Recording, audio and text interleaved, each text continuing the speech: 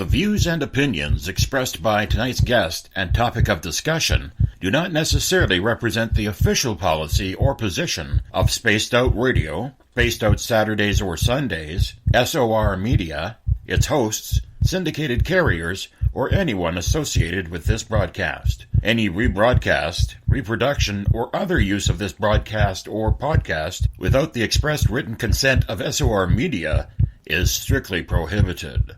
Listener discretion is advised.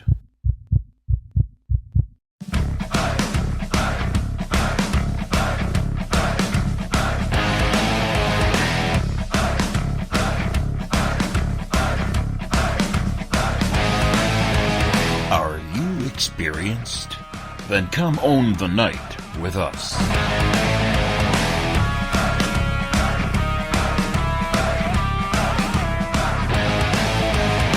Little brother has taken control, shoveling dirt in every hole.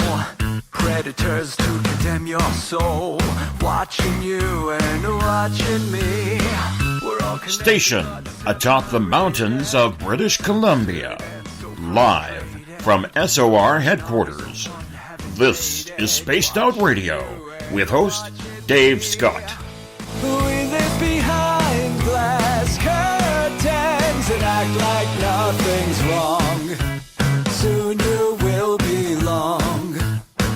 You can follow us on our website, spacedoutradio.com, and on Spaced Out Radio on iTunes. You can follow Dave on Twitter at Spaced Out Radio, and on Instagram at Dave Scott SOR, on Facebook at Spaced Out Radio Show, and on our YouTube channel, Spaced Out Radio. Brother wants to make headlines, be immortalized.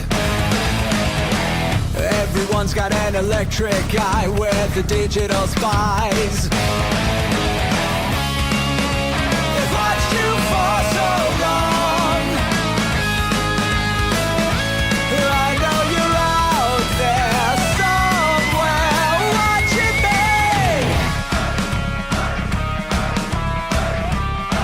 me. Buckle up, space travelers.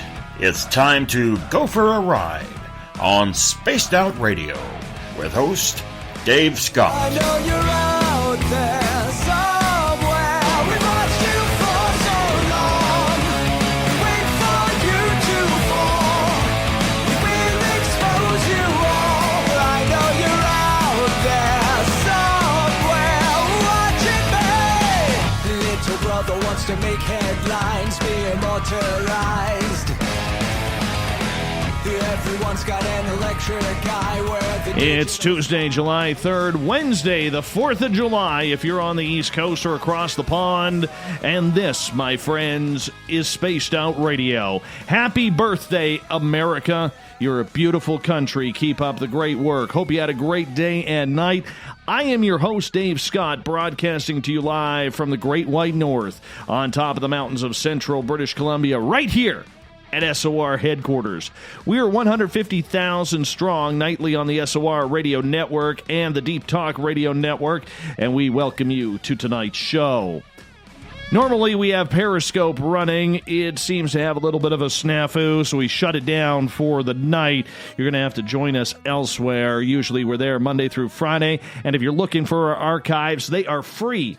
Yes, free.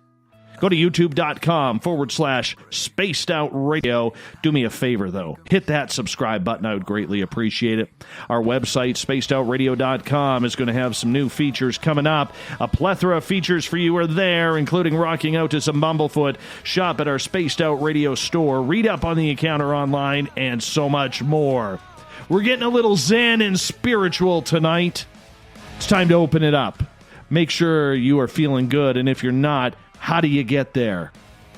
It's going to be a great show because the first Tuesday of every month, we bring in Geraldine Orozco from Bay Area Meditation in San Francisco, California, to stop by and hang out with us. Geraldine is one of the fastest growing names in the new age with the ability to discuss anything from healing and hypnosis to ET contact. A positive person by nature, Geraldine tries hard to use her downloads and own experiences to help her clients heal from the suffering they have, whether it's aliens or something more human like depression, and anxiety. Then, of course, in hour number 3, Everett Themer will be back with strange news on the Encounter Online, telling us the weird news stories of the day. Geraldine, hard to believe it's been a month already, but we're so glad to have you back. How are you? So much for that great intro. I am wonderful. How are you doing, Dave? I am doing great. I got a good hair day. You know, I know a lot of Americans celebrate July 4th, all right, because it is your nation's birthday. But I got to tell you, I had a few years ago the most awesome experience I have ever had. I was traveling to Pittsburgh to visit some friends, and I caught a flight from Vancouver to Toronto, and then I had about an hour and a half, 2-hour layover, and then I had to fly into Pittsburgh on July 3rd. So it was about 9 o'clock, 8:45, 9 o'clock at night when we took off, and we crossed over Lake Ontario into Buffalo and then straight on down. And I had the coolest thing, one of the most beautiful things I've ever seen in my life happen, Geraldine. And I don't know if you have ever been in an airplane or an airliner flying on July 3rd over the United States with the fireworks going on below you. Wow, no, I've never had that amazing opportunity, but that sounds amazing. I highly recommend, if anybody is going to fly at night and in the evening of July 3rd. And it is absolutely amazing to see the fireworks, blowing off right below you, and you see these giant explosions, and you're like, my God, they're going to hit me. But they never do, because you're high enough, and it is just the most wonderful, beautiful sight I have ever seen from an airplane. And I highly recommend it to anybody who is flying. Fly on July 3rd. Wow, okay. I'm going to try to figure out how I can do that and where. That sounds great. I got to try that.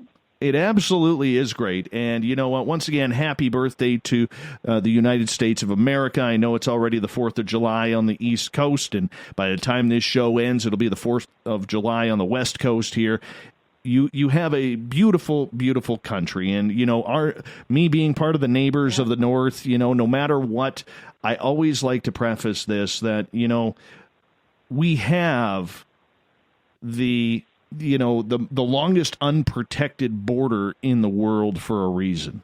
Because we are brothers and sisters, Canada and the United States. Who cares what all the politics and politicians and tariffs and garbage that goes along with it? That means nothing to ordinary citizens. We're all one big happy family on North America between Canada and the United States. So from all of our Canadian listeners to all of our American listeners, happy 4th of July. Be safe, be humble, wave your flags proudly, and, just have an absolute blast. Yep, I'm going to agree with you on that one. That's beautiful. Thanks for that. Happy 4th of July, everyone. Do you usually have any 4th of July traditions that you do? Oh, gosh. For me, when I was younger, I used to love to go see the fireworks in the city. And San Francisco has an amazing show. They have like 4 or 5 shows that are going on at the same time, from the San Francisco Bridge to the Golden Gate Bridge. What I mean is the Bay Bridge, to Berkeley, to Marin County. Oh, it's gorgeous. It's gorgeous. The only thing is that after that, then you have a lot of, and I hate to be a Debbie Downer here, but you get a lot of pollution afterwards. But it's beautiful, the fireworks that occur here. Other than that, we usually hang out with family. Go to the beach, get into nature, actually explore the beautiful country, connect with nature. That's about it. How about you, Dave? Up here, we don't have much of a tradition. It was really cool because in my old house that I moved out of 3 years ago to move up here in the north, I lived about 10 miles from the U.S. border, Canada-U.S. border, and I lived up on a mountain. And my view was to the south. So on the 4th of July, we could actually see the fireworks from Sumas, Washington, going off and people celebrating with fireworks all over the place. So, we would get the fireworks on July 1st for Canada Day, and then 3 days later we got to watch fireworks from our patio again, watching the United States fireworks in Sumas, Washington. So it was absolutely beautiful to be able to watch the celebrations of both countries, all from my own back door. It was fantastic, actually. Wow, that sounds amazing. I didn't know that's how that worked out. Yeah. Yeah, it was kind of cool. But I got to say this. There's two things that I've always wanted to do in the United States, and it is on my bucket list because I love traveling to the U.S., and I try and get down there as much as I possibly can, depending on how our dollar is doing up here in Canada, which sometimes is good, sometimes not so good. But there's two things I've always wanted to do. I've always wanted to catch a baseball game, like a Major League Baseball game on the 4th of July, because I've never seen a National League game, and I know you're in a National League city with the Giants there. But I would love to see I would love to see a National League game on the 4th of July. I think that would be absolutely stunning.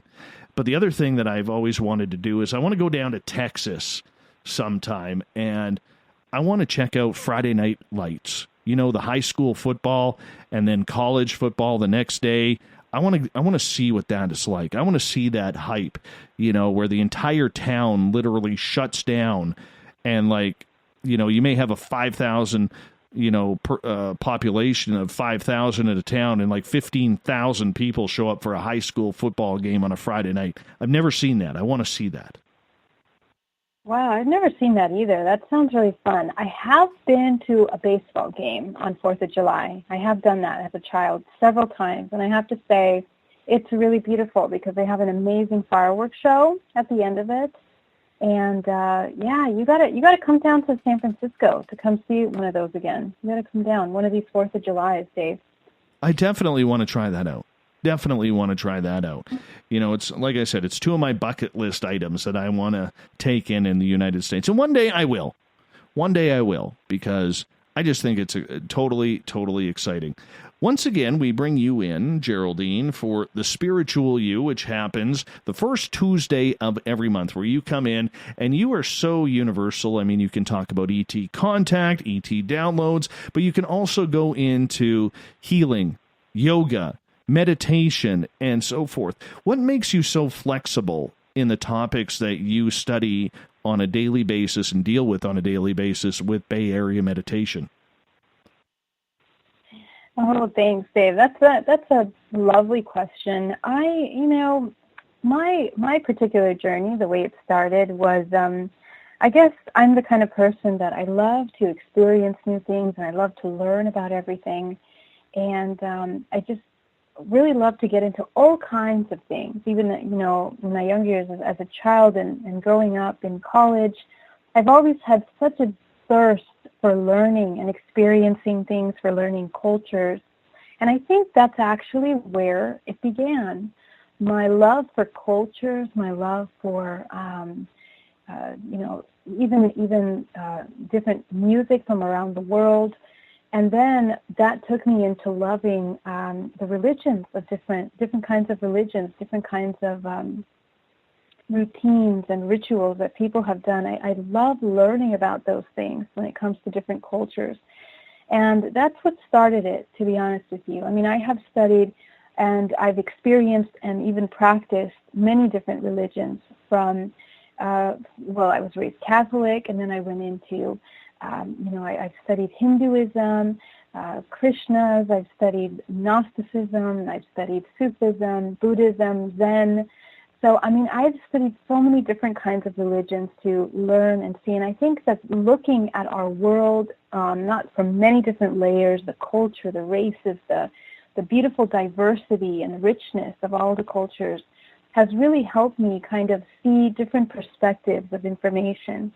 And from then, going into my own personal journey, because then when you get into real deep spirituality, after looking at all those religions, that really took me deep within.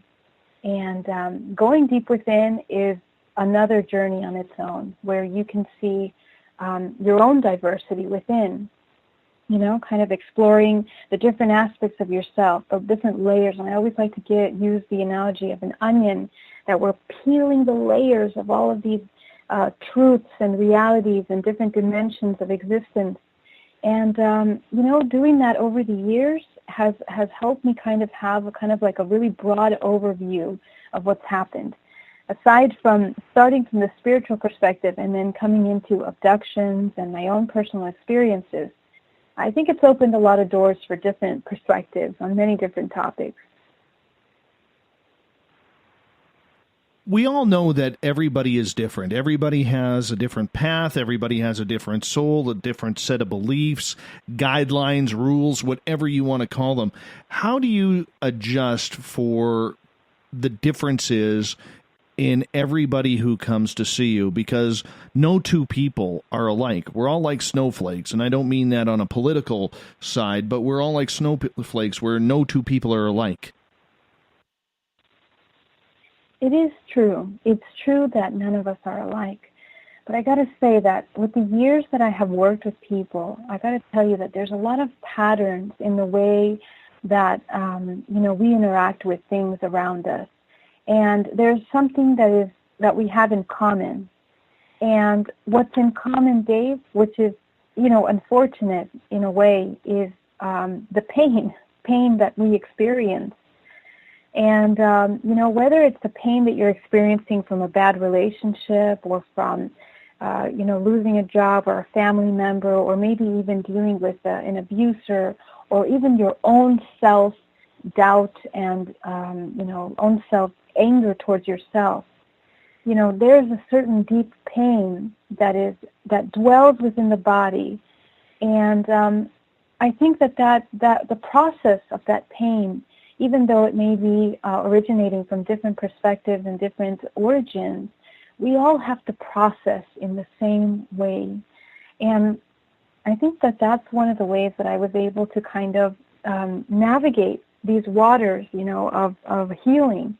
Because although all of us have so many complex and different lives, what I'm finding is that at the core, at the end of the day, at the very core of all these problems, it's the human handing over their empowerment to their surrounding experiences, to the surrounding, ideas of structures and beliefs that sometimes disempower us. And all of that is focused on a belief. So whether we believe in ourselves or not is really at the core of healing all of these different perspectives. And I think that once you understand that, you can heal and tackle any of these kinds of aspects when it comes to the healing. Mm-hmm. Is it just about healing, though, or is it about finding yourself? Because so many people today, with as fast as life is going, Geraldine, is trying to keep up with the Joneses, trying to keep up with themselves, their friends, what they feel they should have at this time in their life when they see their friends going on vacations and they can't afford rent. It's difficult for a lot of people out there. Yeah, that's true. And, that's the reality that we live in. That's the structure of reality that we live in. And I talk a lot about this because what we're dealing with here is, a reality that is created, manicured in a way to make us feel pressured to feel certain things at certain times in our lives. For example, we finish college or we finish high school, then we have to find the perfect college, the perfect education. If we can't afford it, we're, going to community college. And all of these different steps of life are causing us to feel certain ways because of the structures of belief that we have built around us, that we have actually accepted, the programming that we have accepted. And that's really what it comes down to. Because after that, then when you graduate college, then you have to have a family, supposedly get married, have children, the house, so on and so forth. And, all of these, cultural beliefs and programs that we have really, taken on, and we are indoctrinated with them since birth, since in many different parts of the world, it's exactly the same thing. All of us have a certain belief of what is success and what is failure. And, you know, a lot of that is really what we're holding on to, and we make that our identity. So it is part of growth. It has a lot to do with growth, but for me, that growth is not just succeeding and looking and adapting yourself to the outside concept of what is success. I think growth and I think healing has to do with us being able to create a new way of understanding ourselves. All of these structures of belief, all of these things that have been created around us that tell us what's right and wrong, oftentimes are things that separate us so far apart from what we truly, truly want inside. We're so caught up in what we think is right and what has to get done that we forget to connect with ourselves and our true desires and our true needs. And that's where we start running into problems. That's where we start having health issues, stress, anxiety, depression, and so on and so forth. And our society is falling apart, Dave. I mean, right now we have so many people dealing with depression and anxiety on a daily basis, stress every moment, the stress of holding on to an identity, holding on to what should be and what shouldn't be. And those pressures are, you know, in a way we can say they're self-imposed, they're beliefs. So I think it comes down to creating a new belief, a new way of looking at life, a new way of looking at what are the priorities in life. And it's a complex thing. Everything has to be turned upside down, you know. So, you know, it's just a matter of taking a step back would be the first step. But, yeah, that was what I would say. Well, we are big supporters of those who suffer from depression and anxiety because I am very open about mine. I was diagnosed a few years ago with high stress, depression, and anxiety. And, you know, it's one of those things where a lot of people do not like talking about it, especially the depression side, especially when it comes to men. We all think we're tougher than that we should have the answers. We should have the problem solved. It shouldn't be an issue, you know. It's not manly to cry, you know, and I think society is starting to come around with that. But on a spiritual level, how does depression and anxiety, well, let's take them individually right now. How does depression affect people spiritually within their own personal growth? So, first of all, I really want to commend you on the fact that you own that you have depression. You talk about it. You're open about it. Because there are so many people, Dave, hundreds of people that are dealing with depression and stress and anxiety by themselves. And one of the things that we have to understand about depression is that in order to heal from that, we need connection. You know, we really need to be able to connect with those around us. And how we're dealing with depression currently is that we suppress it. Depression is basically pressing down those emotions, depressing, instead of expressing and releasing and expanding.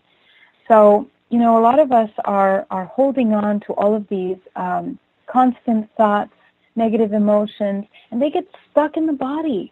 So there's many different layers that we can talk about depression, and I'd love to cover all of them. But we're going to start with, on a personal level, how does it block our spiritual ability? I mean, when we are coming from a place of being stagnant, of being locked down emotionally, we are often afraid of feeling truly what we are feeling, what we are going through, experiencing. And I think that's one of the most toxic things that we can do to our body is to neglect the true, genuine emotion that we are feeling. And as a result of that, we are getting into illnesses, we are having a lot of confusion, we are losing our identity. So it's kind of like this snowball effect that happens the moment that we start rejecting and neglecting our own ability to feel what we truly feel. Now, some people, some of my clients might say, you know, it's a double-edged sword because part of it is I feel the emotion and then I keep feeling it and feeling it and feeling it. But the truth is that when we truly feel an emotion and allow ourselves to become completely present with, let's say, a pain or an anxiety, exactly in this moment right now, let's say somebody has anxiety, you sit with it and you feel it, there's something very interesting that happens, David. It's almost as if once you start being present and acknowledging and feeling it, it's almost as if I'm going to use this analogy of a soda, that the soda's bubbling. It's bubbling with its bubbles. I forget the name for what that is, but then after a while it goes flat. Okay, and that is exactly how it is to feel an emotion in the body. That once we are able to experience it fully and acknowledge it, then it loses its power. Then it simply just becomes an emotion. And what happens to us is that the process of blocking and having this constant resistance to not feel the emotion is what causes us to have blockages. If we're so busy resisting, we are tensing up many different things. Number one, first of all, the mind is paralyzed because it's constantly running over a certain set of thoughts over and over again that keeps us in a very specific mindset, whether it's fears, anxieties, doubts, insecurities. We keep running through those. So the first step is we get stagnant. Our mind stops. Then on a physical level, this manifests into a lot of tension. The muscles tense up. We don't realize, but our stomach muscles tense up, our arms, our chest, everything, and that affects the nervous system tremendously. So the nervous system are like little sponges that are constantly absorbing all the things that are around us, and it is the number one sensory mechanism that we have in our body. So when we are depressed, we are also disabling our ability to pick up with our sensors all the things around us. And that's how we start to get, false information coming in. That's how we start to only see one-sided events. We're only seeing things from a very negative perspective or this perspective, because we're not allowing a range of information to enter into our space. Now we're going to take it another step.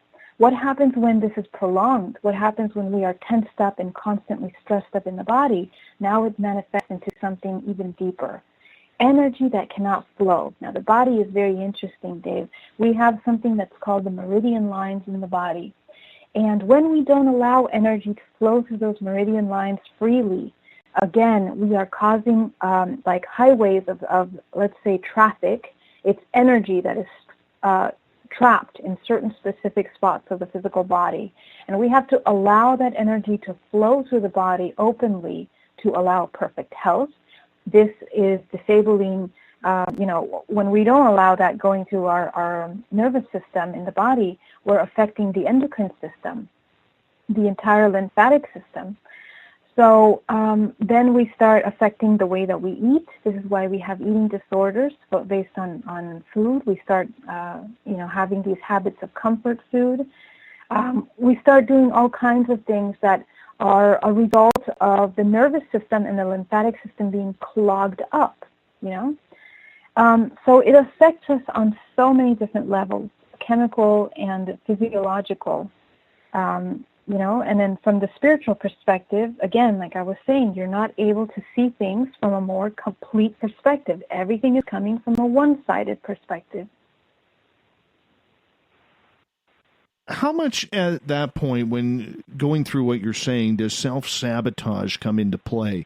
Because for so many people who have depression, they're always thinking with the glass half empty rather than the glass half full. And with that comes a lot of self-sabotage, lines of, this will never work. Why does this always happen to me? God must hate me, whatever it may be. Yeah, absolutely. And this is a common topic. And this goes back to the first part of what I was saying, that we are running through these same thoughts over and over again. And the root of these thoughts come from certain insecurities and some fears that we have. And those insecurities and fears may be very valid. They're valid. They're things that you have experienced in your lifetime before that have caused you to enforce these kinds of fears and insecurities. Maybe before you had an experience with someone, a partner that didn't give you love and validation. So now you have this constant anxiety that you have to be searching for validation in people And this is showing in your career, in your relationships, in your family, even with your own self. You're having these thoughts and conversations. So really what needs to occur is providing yourself the ability to have a new belief, a new program. So, for example, in the work that I do, which I call DNA programming, I call it DNA programming because what we're doing is that we are accessing the very root cause of a program. So let's say, for example, this one that you're talking about here, that, you are running over the same concepts and you're stuck there with that concept of fear or anxiety. And what happens is that we are replaying, because when we experience trauma, a traumatic situation, there's a part of the brain that files that behavior, that reaction, that experience. And whenever it starts to recognize patterns of that behavior, it's going to pull from that file, and then that's what we are reliving. And so a lot of times what happens with trauma is that we want to relive this exact same pain over and over again because the body was not able to fully process that experience in a healthy way where they were able to find a resolution.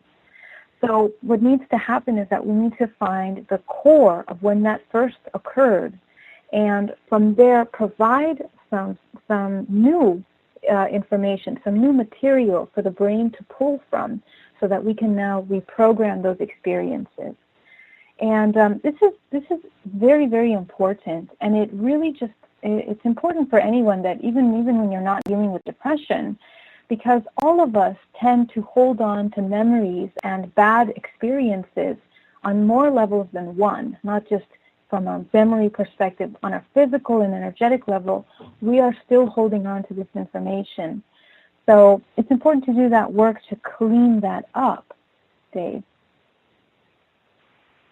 I see that and I can appreciate that, but for a lot of people who are in the daily rut of their lives, maybe life has become a little bit too monotonous, or they don't feel that they have enough to look up to or look forward to. Maybe it's their job, maybe it's a lack of a job, maybe it's a loveless relationship, kids that are running amok. There's a lot that can push a person to the edge where they have no spiritual control of what they are doing on a daily basis because life has become so routine and unimaginable when it comes to a lack of creativity.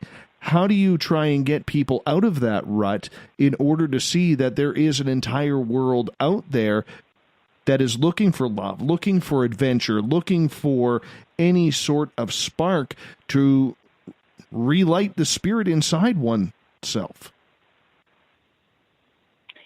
Right. And this is basically getting to the point where someone starts to feel completely helpless. They have no helpless, they feel hopeless, they have no more hope. And this is one of the lowest vibrations that we can access as a human, is the feeling that there is no hope and no, you don't see that light at the end of the tunnel. And I mean, what needs to happen is a complete reprogramming of beliefs, because these beliefs that are being held on to by this individual that is thinking that there is no way out is, it's like a reliving and constantly feeling those emotions of being helpless. And I would say the first aspect to that is to, not push yourself and try to feel, the opposite of that. You have to really feel the emotion, because I really feel that when people are running through these constant same patterns of emotions over and over again and feeling hopeless, it's because they haven't truly integrated the emotion all the way. They run away from feeling it fully. And I know that it's difficult. I mean, I have battled depression for years and years, and I used to wake up in the morning, even the moment I opened my eyes, I had anxiety. That's how bad it was. So how can you even get out of bed and go succeed in your day if you can't even get out of bed with your energy going? And what I came down to is coming down to a point where I got tired of feeling depressed and exhausted and drained by my mind running through those same thoughts over and over again, and bringing myself back to really getting to what that emotion was. And for me, it was a fear of failure, for example.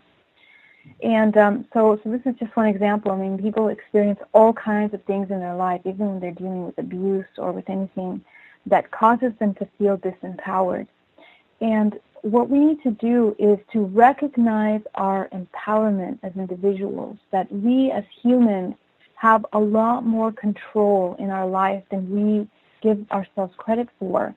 And, you know, everything that we are living in right now, all our society, the way our financial system is set up, the way our culture is set up, our survival, the way of having to survive, getting to work every day to pay our bills and to pay rent, to feed our children, get them to school, get them an education. It's a lot of pressure that we're dealing with that pulls us away from our own internal connection. And, you know, my plea is to take a step back and understand the value that a human has when we really reconnect with our body and our mind again. When we reach the point of helplessness to that extent, we have absolutely neglected our connection and our identity. And that's why the connection to Source and to our soul is so important, Dave. We have to really, and it's something that we have to make an effort to connect to. It's not something that's automatically there, because if you are just floating along your day without, you know, taking a moment to really nurture your soul and ask yourself and connect with yourself, you're going to be sucked in to the external, what the external is telling you. So that you're suffering, that you don't have enough money, that you're not beautiful enough like these movie stars, that you're not wealthy enough to drive this car, that your children are in this class of an education and school. So we have to take back our power from the external world around us and redefine who we are and what our patterns of behavior are going to be, you know, recreate those programs. Is it neurological as well? It's neurological, absolutely. And I mean, the other aspect of this, you know, we're talking about the spiritual part and the psychological part, but when we're talking about neurology, there's a lot of different things that come into play from a chemical, biological perspective. And we also are kind of irresponsible in our culture that we don't give enough value to the health of the body, which is another issue. I mean, the fact that we don't get enough rest and enough sleep really calls to create a lot of depression in our lives, because we're not getting that enough time for the body to regenerate, you know, regenerate the cells, for the neural paths to heal and to regenerate.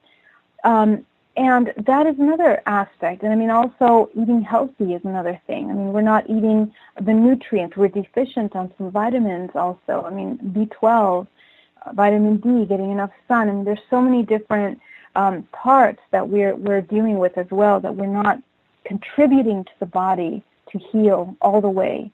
And we have to be able to provide these, tools, the vitamins, the sleep, everything for the body to recover. The reason why I ask about the neurological part is because a lot of people suffer from shaking, maybe little tics, that isn't something like Tourette's, but, just nervous tics that, makes them a little bit shy to go out in public. I mean, would you also consider, maybe becoming, extremely introverted being part of that disease? Right. And I don't know if I would necessarily, I guess you can call it a disease of the soul, if you really want to call it that. But I don't know if I would say it's a disease all the way. But, when the body starts expressing the stress in tics and stuff like that, I mean, obviously this is a stagnation of energy within the body and the nervous system. And again, there's many different, that is the body expressing itself externally And it goes back down to the same thing. I mean, the core of that is going to be a thought pattern and an emotion that is trapped within a certain aspect of time. And what I mean by that is that a lot of these tics are a result of trauma, okay? And trauma, the definition of trauma is basically anyone that feels helpless in any specific moment in time where they are holding on to a massive amount of emotions. And the fact that they are not able to process fully what is occurring in that experience of trauma is causing a stagnation on many levels. So when we go to the level of the physical, the energetic and the physical, energetically, it's stagnated information. From a physical, now it starts to manifest in something in the body, and it affects the nervous system of the body, causing these tics, causing these kinds of expressions. And it is again stagnant energy that is not flowing through the body and the mind. So all of these things have to be, I mean, if we were to talk about it from a medical perspective, there's many different reasons that somebody can have a tic. This is not all of them come from this kind of depression or anything, obviously. But we're talking about when it does come from depression, it is a nervous reaction to an experience. And they're recognizing that experience based on trauma, of course. See, I'm a shaker. When I get very depressed and very down, I start to shake. And that's one of the reasons why I brought that up, was just to get your view on that. Another thing I wanted to bring up, whether it's depression, anxiety, pain, whatever you want to call it, whatever people are suffering from, there are a lot of New Age spiritualists out there who believe, Geraldine, that a lot of these problems that we are suffering through today is part of our life catalog that we have to process from what has happened in previous lives. Now, there's a lot of people who don't believe in the whole reincarnation factor. What proof is there, or what have you seen out there that leads you to believe that, you are karmically binded to carry on some of the lessons that you didn't get through in your previous incarnation? My perspective on that is a little bit complex. Although I do believe in reincarnation, to a certain extent, personally, I feel that time is not linear the way we think it is, and all the experiences that we've had from other lifetimes, you can say that you can say that they are other lifetimes, but we live in a multidimensional reality, and I believe that everything is occurring at the same time. So even when we have regressions that take us back to our past lifetimes, that connect us to that time, I feel that we are moving interdimensionally from different realities. And we are pulling from that information into the now. And because we're multidimensional beings, we are connected to many different realities that are happening simultaneously. So it's not just that it comes from other lifetimes, but it's also genetic. I mean, it comes down through our bloodline, through our DNA, and through the trauma that is instilled within our DNA lines, our ancestral lines. Because if you look at how diseases and patterns of behavior are brought down through DNA lines, our children are recognizing those same patterns within themselves. So we are not only carrying down diseases, but we're also carrying down behavioral patterns. And we see that. I mean, if you just take a look at how epigenetics works, our DNA is holding on to information from the past, and depending on how it is sent down to the offspring, it is holding on tags of information from past experiences. And from a spiritual perspective, I see this so prominently in my healings because I can see the multidimensional body. What I see is tremendous amount of cords that are connected, and some of these are cords that are connected to our people here. So really quickly, cords. what I see is that anyone that we are interacting with, even our thoughts, we are creating energetic connections to them. Okay, so if you were to see your body, your multidimensional body, you have many different cords around you, and it is important for us to cut those and clean those cords out, so we're not throwing back energy back at each other, all the people that we interact with on a daily basis. So when we talk about depression going down the lineage here, what I see is that these cords that are holding us and connecting us to traumas that are within a family line, a network, it is the same pattern going over and over again. How does that happen? For example, an abusive father towards their daughter. Now the daughter gets married, has a family, has her own daughter. Now, this daughter, the mother, is now experiencing a lot of anxiety with her husband that she chose, and now they are reliving a lot of abuse in that relationship. And their child is now taking on all of this, and the child is now depressed because of this trauma that she's undergoing. Now, when you look at the body of this mother, for example, you see many different connections. You see her connection to her mother, and you see the connection to her father. And you can very immediately see the imbalance that there is between the feminine and the masculine. Okay, everything is duality, right? Positive and negative charge. Everything in the body, everything requires that balance.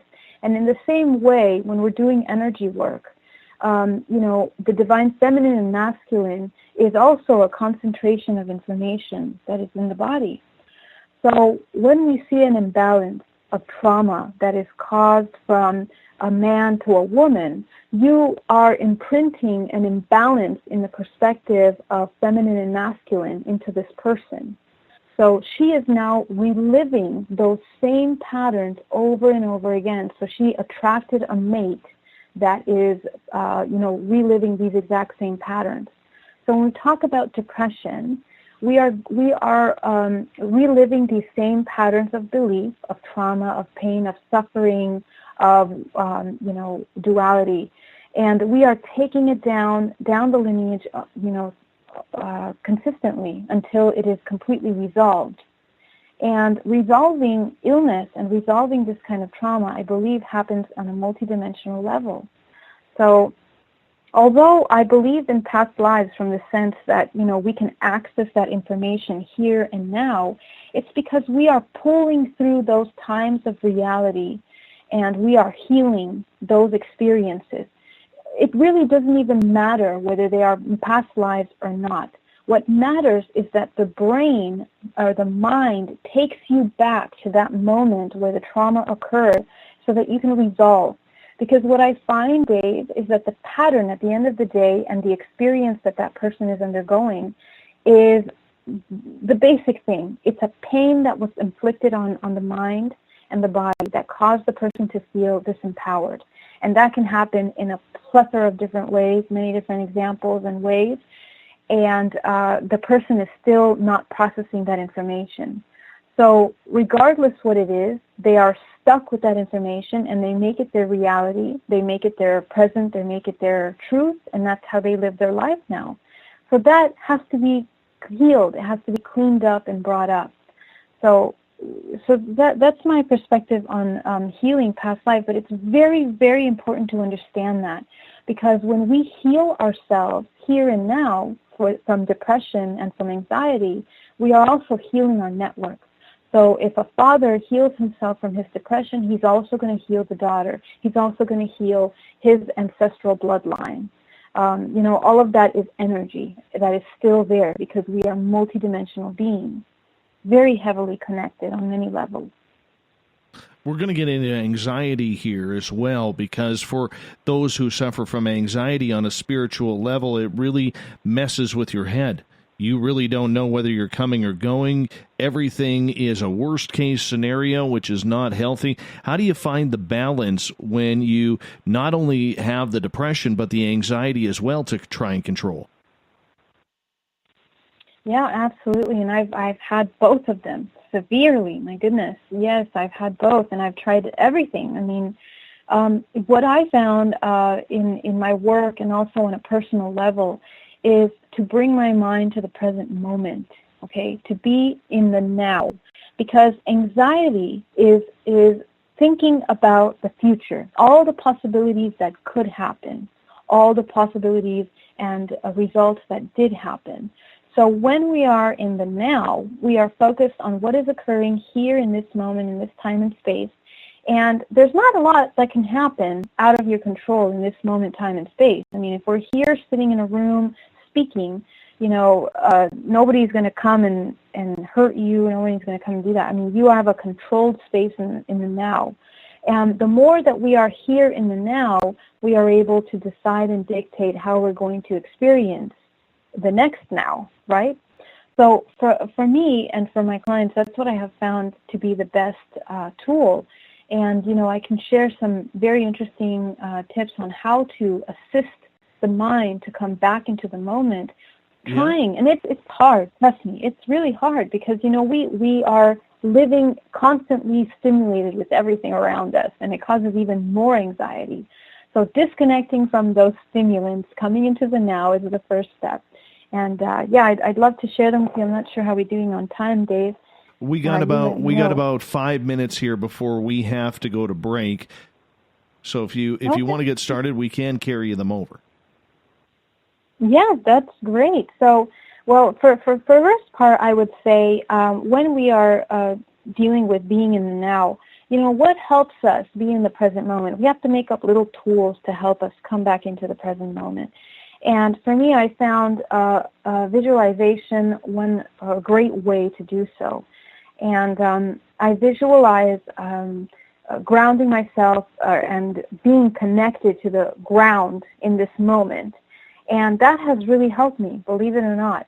And not only for a psychological level, like just, imagining that you're connected to the ground in this moment in time and space, but also from a metaphysical level and from a spiritual level, your brain is going into alpha state when you focus your mind on coming into the present moment, and you are connected with your surroundings. You are tasting, using your 5 senses to bring yourself into this moment.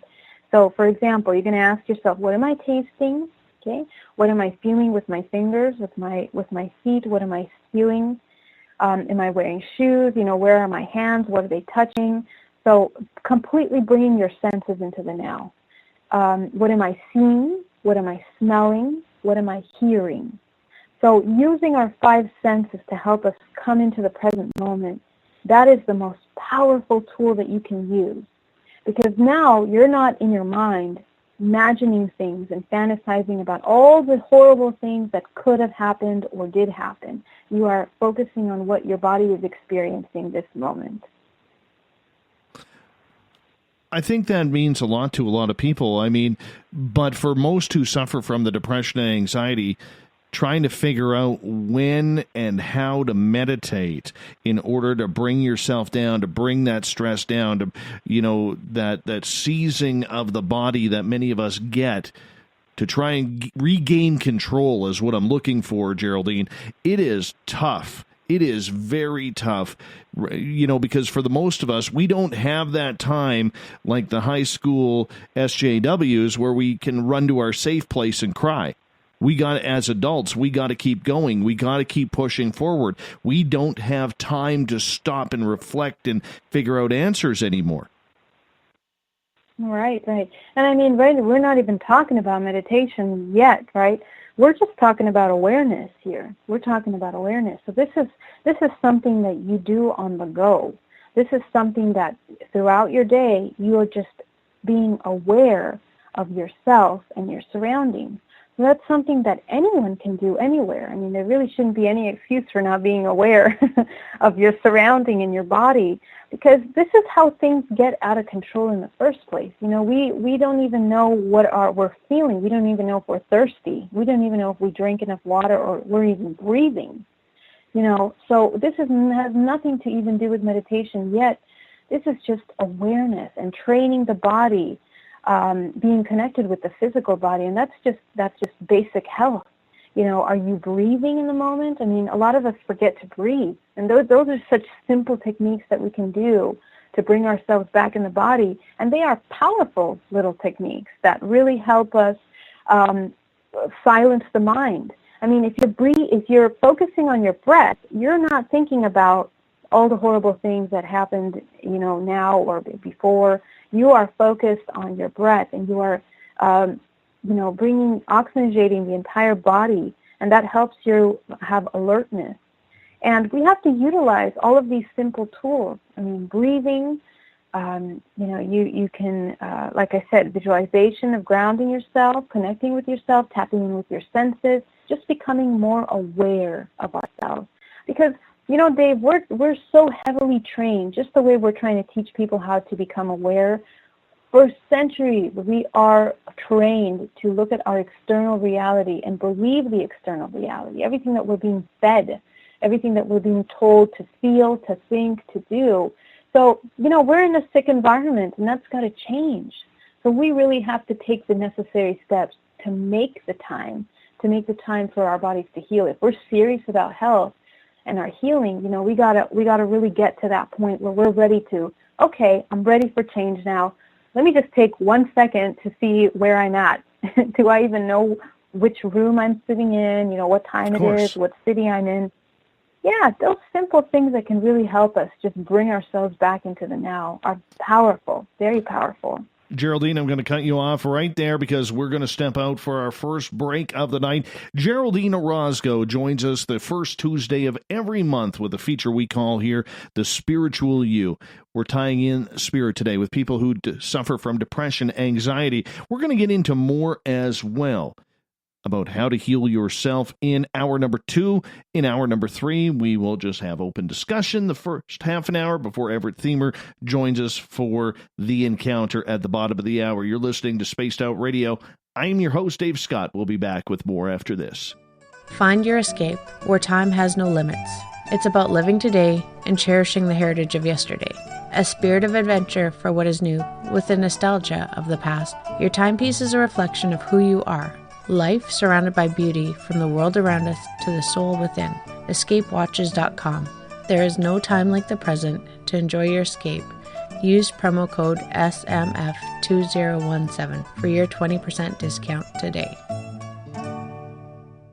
The freedom to post what you want, when you want. That's the social media freedom you need. Social Media Freedom is the free app in your app store. No need to worry about going to jail or being shadow banned any longer. It's the freedom to say what you feel. The freedom to know Big Brother isn't watching. It's the way social media is supposed to be. Social Media Freedom.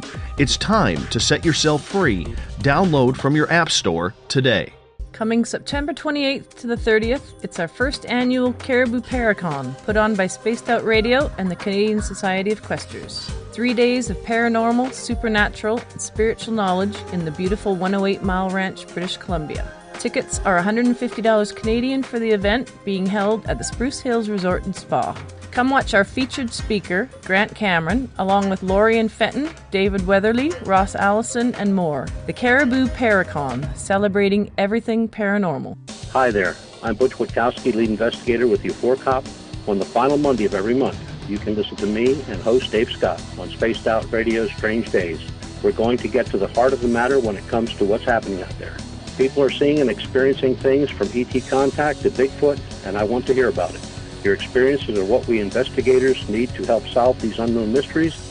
So tune in at spacedoutradio.com to the final Monday of every month from Butch Witkowski's Strange Days. Hi there, this is Tessa Nicole Thomas, and I'm going to take you for a ride every Sunday night on Spaced Out Sundays. I'm going to set up your week with some strange tales from across North America, from psychic readings, Sasquatch, UFOs, to the most haunted locations. Come join me at spacedoutradio.com starting at 9 p.m. Pacific, midnight Eastern, and let's get weird together. I'd love for you to join me. Spaced Out Sundays at spacedoutradio.com. There's news, and there's the encounter. This is Spaced Out Radio News Director Everett Themer inviting you to check out The Encounter. Our half-hour news segment every Monday through Friday night is different compared to what you're used to. Our goal is to bring you the weird, strange, and interesting stories the mainstream tends to leave out, and stories that will make you scratch your head in disbelief. The Encounter can also be found at spacedoutradio.com and on our Facebook page, SOR The Encounter. Come give us a read. We're bringing scientific thought to the paranormal. Hi there, this is Spaced Out Radio scientist Chris Cogswell. Join me, Chris Zuger, and Dave Scott the second Wednesday of every month, where we break down the who from the woo when it comes to everything paranormal. We'll investigate and try to bring sensible answers to those straight and sometimes outlandish questions people have. Hey, not everything has an answer, but we'll do our best. Listen in to Reality Paranormal only on Spaced Out Radio. Heading to Vancouver and looking for some great nightlife? The Moose Vancouver is the place to be. Catch a game on one of the big screens or just come rock out to your favorite 80s and 90s hair bands. Great food starting at $6.95. The Moose Vancouver is open until 2 a.m. nightly. It's easy to find near the corner of Nelson and Granville. The Moose Vancouver is the official rocking bar of Spaced Out Radio. Are you interested in advertising on Spaced Out Radio? Head to our website at spacedoutradio.com and click on our advertising tab. There, you will find an assortment of ways you can get your product out there with us, from radio commercials to banners and social media. Have a product you like our hosts to endorse? We can do that too. Visit spacedoutradio.com for more details. Do you want to know what's really going on in your world? Do you have questions about who you can trust in the mainstream media? Then look no further than the Rebel Planet. Come get the straight answers right here at spacedoutradio.com. Join me, Jamie Sexton, creator of Rebel Planet News, as I fill you in on the stories behind the stories. All you truth seekers, be sure to tune in to Rebel Planet on spacedoutradio.com the third Thursday of every month. Visit purpleplates.com today. For over 40 years, the Purple Energy Plates have been delivering amazing results for their many customers. Inspired by the great genius Nikola Tesla, the harmony, healing, and energetic effects of the plates have proven over and over to be beneficial and often miraculous to thousands of customers. Check their site for daily specials and choose from their many energy products. You won't be sorry. Visit them today at purpleplates.com. So, you love talk radio? Then you'll love TalkStreamLive.com. TalkStream Live is always on, 24/7, with the best streaming talk shows. Find your favorite talkers and discover some new ones. It's free, readily available online or on mobile with any smartphone or tablet. Finding your favorite talk shows all in one place has gotten a whole lot easier. Just go to TalkStreamLive.com. Be sure to download the free apps from Google Play or the iTunes App Store.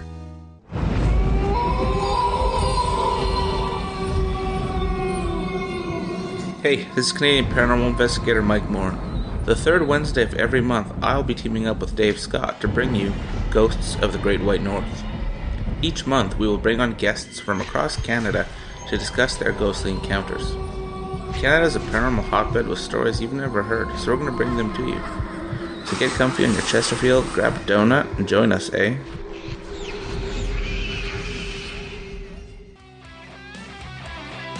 The views and opinions expressed by tonight's guest and topic of discussion do not necessarily represent the official policy or position of Spaced Out Radio, Spaced Out Weekend, Spaced Out Radio Limited, its hosts, syndicated carriers, or anyone associated with this broadcast. Would you like to connect with us? Head to spacedoutradio.com for all your latest show info. And hit us up on Twitter using the hashtag SpacedOutRadio. Now, back to Dave Scott and SOR. Welcome back to hour number 2 of Spaced Out Radio. Tonight, I am your host, Dave Scott. Thanks for being with us. Tomorrow night on the program, the 4th of July, we're going back to the World Wars. Jan Aldrich is going to join us. We're talking Foo Fighters, starting at 9 p.m. Pacific, midnight Eastern Time at spacedoutradio.com. We welcome back everyone listening in on the SOR Radio Network, including Deep Talk Radio. Don't forget you can check out our archives at youtube.com/ Spaced Out Radio. Do me a favor, hit that subscribe button. Bill Cardwell has set the password for tonight in the SOR Space Travelers Club. Buckminster Fullerene. Buckminster Fullerene is your password. Make sure you use it wisely, Space Travelers, as Bill sets a password each and every night right here on the mighty SOR. Now, if you want to follow us on our website, spacedoutradio.com, it's going to be having a few changes coming in the near future, but we got a plethora of features for you. You can rock out to some Bumblefoot, shop at our Spaced Out Radio store, read up on the Encounter online, and so much more. The first Tuesday of the month, we bring in Geraldine Orozco from Bay Area Meditation in San Francisco, California. We call this segment The Spiritual You. Tonight we are talking about spirituality, how to deal with depression, anxiety. How do you calm yourself down? How do you bring yourself back forward to where you're feeling pretty darn good about yourself? Geraldine, welcome back. Hey, great to be back. You know, during the break, you asked me a very important question. How do I bring myself back? Because, like I said, I suffer from depression and anxiety. It affects me spiritually. It affects me emotionally. How do I bring myself back? One of the things that I do, and people who have asked me, you know, how to deal with it, I have kind of told them the same thing. I think we all have to find our own ways. But for me, it's little victories, or what I like to call little victories. It may be something like trying a new recipe that works out when I'm making dinner, or it may be something like trying to accomplish, you know, doing some laundry, or, you know, mowing my lawn, something that is going to see or show some sort of positive result in how I am feeling at that moment, so I can look back at it and say, wow, that looks good. Something. And like I said, I call it a little victory. I don't know what else to call it. What do you think about these little victories in order to reboost your emotions and your spiritual levels? That's such a wonderful way and a wonderful technique to help us come back from depression. And that's something that also helped me when I was coming back from depression. Because we forget all the joy in life. When we really reach a dark place in depression, we forget what joy even feels like. And, you know, that is just, what is depression and anxiety? I mean, when we talk about anxiety, we're letting our emotions rule, right?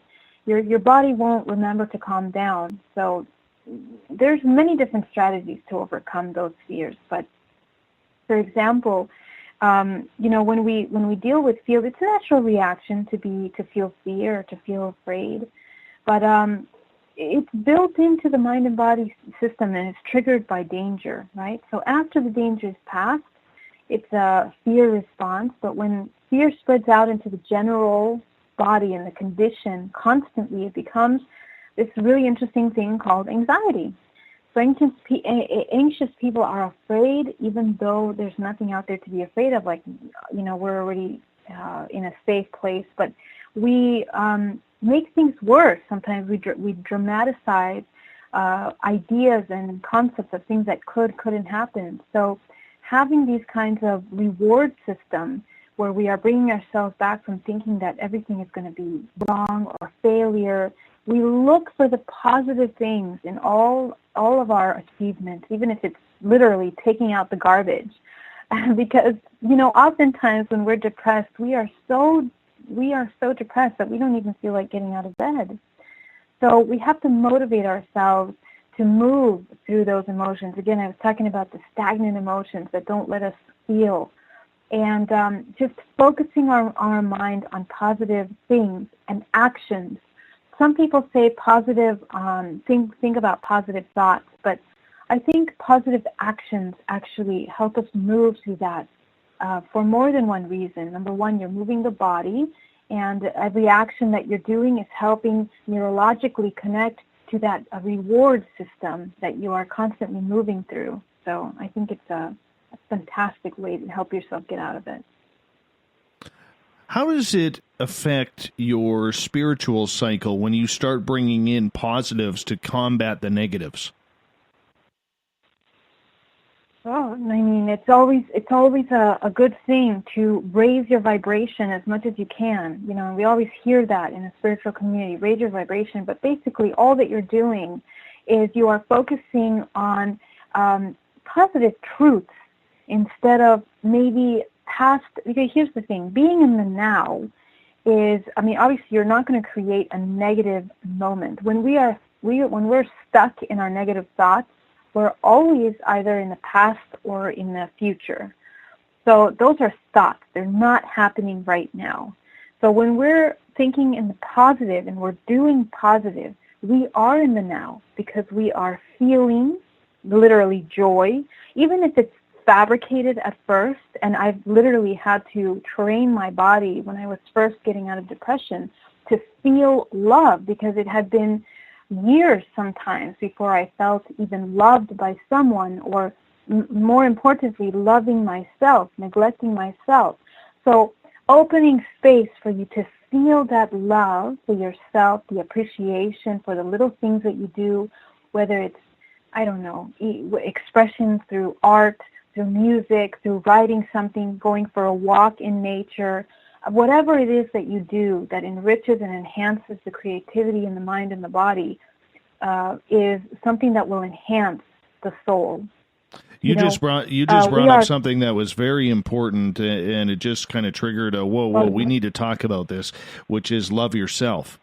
For most people who are suffering from any type of mental disorder, loving yourself is the hardest thing to do. It is the hardest accomplishment that one could actually do, is look in the mirror and tell yourself how good you look or how much you love you. I mean, it sounds so crazy that it would come down to that, but that is the reality.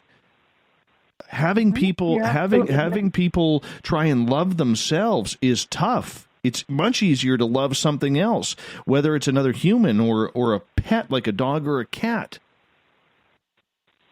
You are so right. You're so right, Dave. And I struggled with self-love for years myself. And I mean, and that's why I can speak about it, because because I used to read these articles, right, about self-love, blah, blah, blah. And it used to, at first, I had so much rejection and resistance to it because I thought it was so idealistic, something that just, no, like, first of all, I felt like it was a waste of time at first. But the affirmations of actually repeating, I love myself, I couldn't even say those words. I couldn't look at myself in the mirror without flinching, you know, and that's the kind of level that we get to when we are in such self-denial and self-rejection. So right there is the key to transformation into healing this kind of depressive mode, because ultimately, when we're in depression, we are suppressing all of the emotions that we don't want to feel. We are rejecting truths, or maybe even untruths that we believe to be real. And it really comes to a point where we have to become 100% honest with ourselves. And it takes a bit of strength and bravery to tackle this part of depression. But I don't know how about your journey, Dave, but for me, I mean, I hit rock bottom, and then I just got so tired. I got tired of being depressed all the time. I got tired of being angry and sad, and I pushed myself. I had to create something for myself. And, you know, there were the one thing that really helped me at the end of the day when I finally got to the rock bottom was to learn and basically force myself to understand my worth and to love myself. And I did it with mirror work. I sat in front of the mirror and I looked at my face. And at first, it's really uncomfortable. I mean, you look at yourself and it gets all distorted. You know, you can't quite look at yourself. And then after a while, you start looking into your own eyes and connecting with your own soul. And it is a really powerful shift. And because you start to see things that you didn't want to see or that you're running away from. And that's where a lot of transformational material comes for you to start doing the work, because a lot of anxiety will come up, a lot of, you know, a lot of feelings of rejection and guilt for failures of the past, things that you never wanted to never wanted to experience in your life. And sometimes we run through these experiences from the past and we feel a tremendous amount of guilt and shame for the way we behaved, for the way things went down, and failure. We're focusing on that failure. But we have to own those things and stop living in denial. They happened. They happened, and they're a natural course of life. And if we would get out of our heads and really communicate and start connecting with people around us, we start to realize that everyone goes through the same trials and tribulations in life. We all have moments where we have terrible relationships, where we, judge ourselves terribly, where we are insecure, where we fail. And the problem is that in our society, we shun failure. And it's quite hypocritical, because all of us, to get to the top, have to go through this natural evolution, a lot of deaths and rebirths, and a lot of failure and successes. And we need to teach our children at a young age that is a natural flow of life. And if it's one thing that we can start teaching them, is that rejection and the separation and of duality is toxic. There has to be an integration of those two dualities, of love, of anger, of fear. We have to be able to integrate all of the good in us and all of the bad. I mean, one thing that I saw when I looked at myself in the mirror that first time that I was doing this exercise is a tremendous amount of rejection and fear of acknowledging the things that I hated about myself. And, and a lot of those things that I hated about myself weren't even things that I really hated about them. They were things that I felt others hated or rejected, and I took them on myself, and I felt judged. See, a lot of these things that we hold on to sometimes aren't even our own. It doesn't even belong to us. And a lot of us live in cultures and families and circles of relationships that put a lot of pressure on what things should be, our identity, the way we speak, the way we dress, the way we act. And we feel very, stagnant. So we have to be able to find our own identity, and we find that own identity by understanding who we truly are. And it's just having a regular conversation with yourself, starting with the basic stuff. First of all, finding out who you are, where you are right here, right now. So again, we're going back to that awareness. So what are you feeling, tasting, touching, seeing, sensing? And then we're going to take it out to the next level. So what are you feeling right now? Being okay with feeling fear when you actually feel fear. Being okay with feeling joy when you actually feel joy. Because on our society, gosh, we judge everyone left and right. We're judging ourselves constantly, constant criticism. And that is such a stagnant energy to have around us. We need to start changing that way of being towards ourselves and others. And, through that, we open space for authenticity. We are so afraid of authenticity. It is just terrible. That is a true virus of our society here and now. And in our children, they are indoctrinated with that fear of being themselves at such an early age because of bullying. And I am a strong believer that has to do with media and entertainment that our children are watching and listening to. If we watch cartoons, I stood a moment to listen to cartoons one day, and everything is just putting each other down, criticizing, laughing, all these constant patterns of behavior that we as adults, we don't want to have. Those are toxic behaviors. Why would we be showing our children that, But anyway, going back to this topic of depression, I mean, we have to be able to accept our negative, all our emotions, all our past mistakes, and integrate that, Yeah. Does it not come down to focus? Focus, yeah, I mean, the focus has to be directed. It has to be directed, and it has to be, it has to be real, right? What's happening right here, right now? The focus is on what's now. That's the main thing. And it's not to say, see, in the beginning, I was confused. Like, what do you mean being in the now? I'm a planner. I'm an event planner. I have to be thinking 10 steps ahead every moment of my day, and that's not what we're talking about. your mind and your body has to be in the now. Your plans, you can plan it out. You can be an amazing planner, or, plan your vacation on the weekend, whatever. But the thing is that you have to be in constant flow, because always there's going to be changes in life. There's going to be ups and downs. There's going to be life and there's going to be death. We have to be able to flow through all of those experiences from the same place, and that same place is the now. So if you're in the now, with the ability to accept what's happening, truly accept, that's the thing. We don't want to accept. We're in constant denial. We hold on to our dreams, our beliefs, and we don't want to just be like, okay, yes, fine, the place closed, our car broke down, we couldn't go on the vacation. Okay, what are we going to do? Sit here and get depressed? No, we have to, open space for new opportunities. Well, when we start having contractive energy, like anger and hate, and we may get angry for 5 seconds, but then after that we have to move on. We have to let it go. And a lot of us don't practice that. We hold on. We hold on to all the things that we believe are failures, and we store them in our little backpacks and carry them out, carrying them around day in and day out. So just being in the flow means being in the now, accepting things as they should be, as they aren't. And that's the number one thing, being in acceptance state. I do have to ask you, because you can't have any conversations like this without bringing up the social media factor.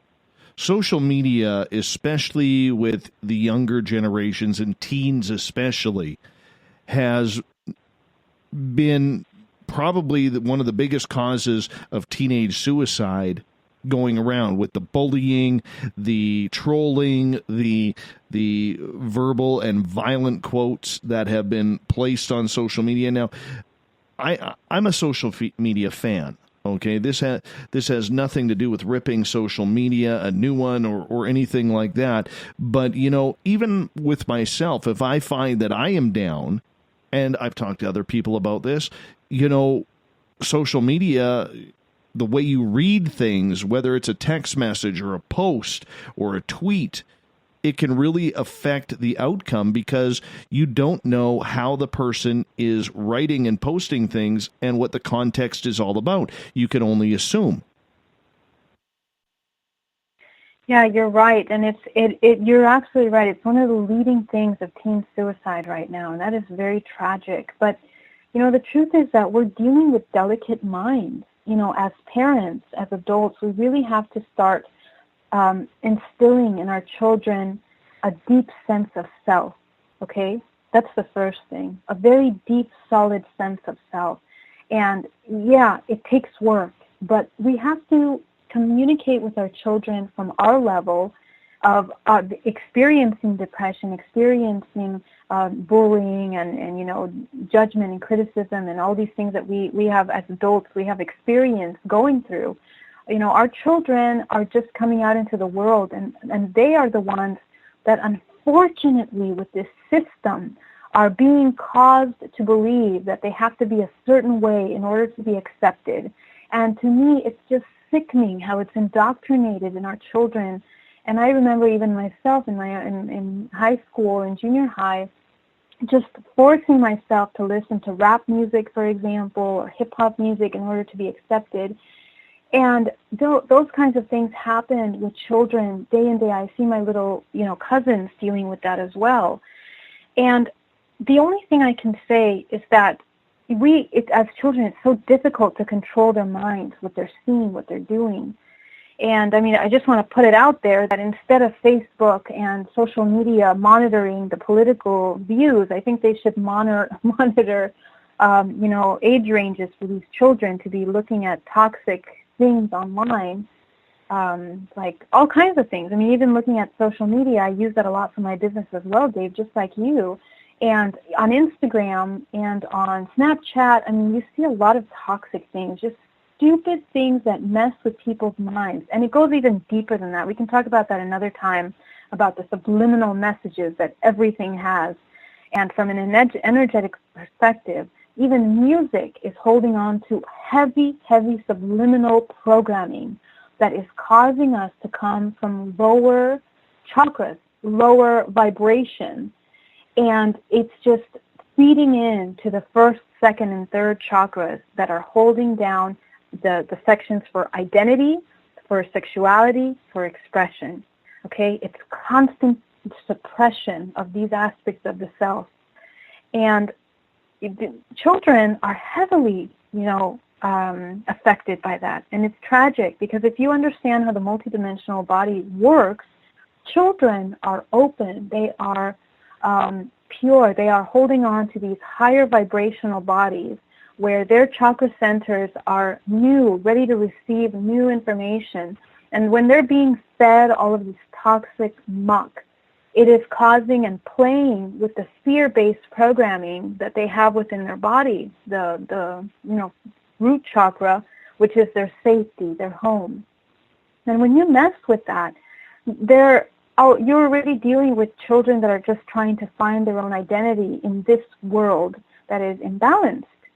So they're going to hold on to anything that their neighbors are doing. So we have to instill in our children from the home, from their home base, a sense of self that is so strong, and that they understand that the body works on many different levels, not just emotional and interaction with people, but on a physical level and an energetic level, they are also being targeted with this heavy information, and that causes a tremendous amount of disbalance, chemical imbalance, emotional imbalance, physical imbalance, okay, on many different levels. So a sense of self means understanding who they are, understanding what are the right ethics to abide by in this life. And when we talk about universal ethics, we're talking about self-love. We're talking about, like all these things that we talked about today, being in the now, being in acceptance, flowing with things, because that instills in people a sense of maturity and a sense of stability that you cannot replicate. You cannot replicate even if you shut down all the social media. That is something that we need to train ourselves to get to. With social media and the way kids take it, we all know, if you have followed the whole spiritual path, we see children becoming more enlightened, more open, more spiritual all the time as new babies are literally born every minute.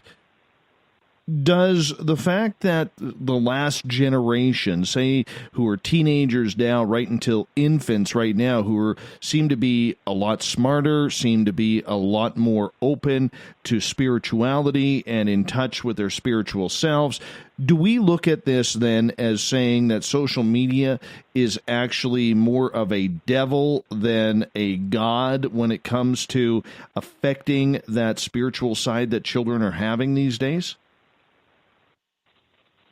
Well, we really, if we were to look at things that way, Dave, our entire system would be a devil, okay, if you were really looking at things that way. So, honestly, we cannot depend on our surroundings to create us. We have to take back our power, and we have to instill the knowledge and wisdom in our children so they understand what to choose from.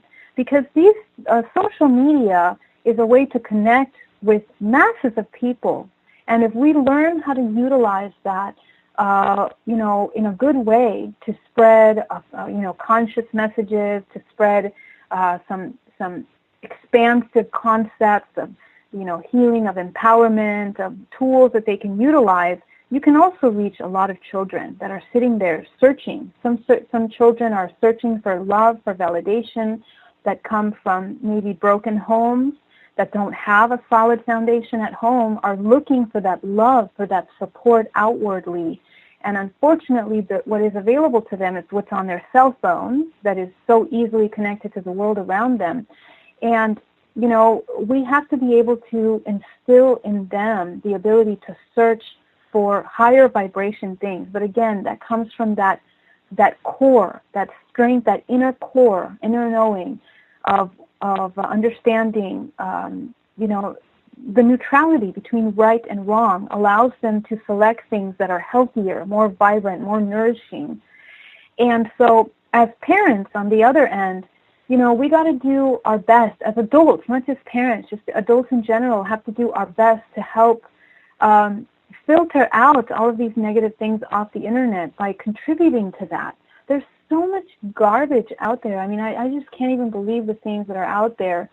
And from celebrities, people that have a tremendous amount of influence on the masses, we contribute by watching these things, by liking these things, by looking at them, by sharing them. So we also have to make a stand. And we can contribute to that by no longer sharing, looking, watching, supporting. We really have to choose wisely. That's how we're going to start curating how this, I guess you can call this monster of media, social media, this intelligence that we're dealing with, to something that's better. And that's in everyone's responsibility. We are all responsible for what's out there because they are providing what we're eating, right? So we have to decide not to eat certain things. What about relationships, though, especially with the 30 and under crowd, even the 40 and under crowd, Geraldine, because we have learned as a couple of generations now that everything we need is on the internet.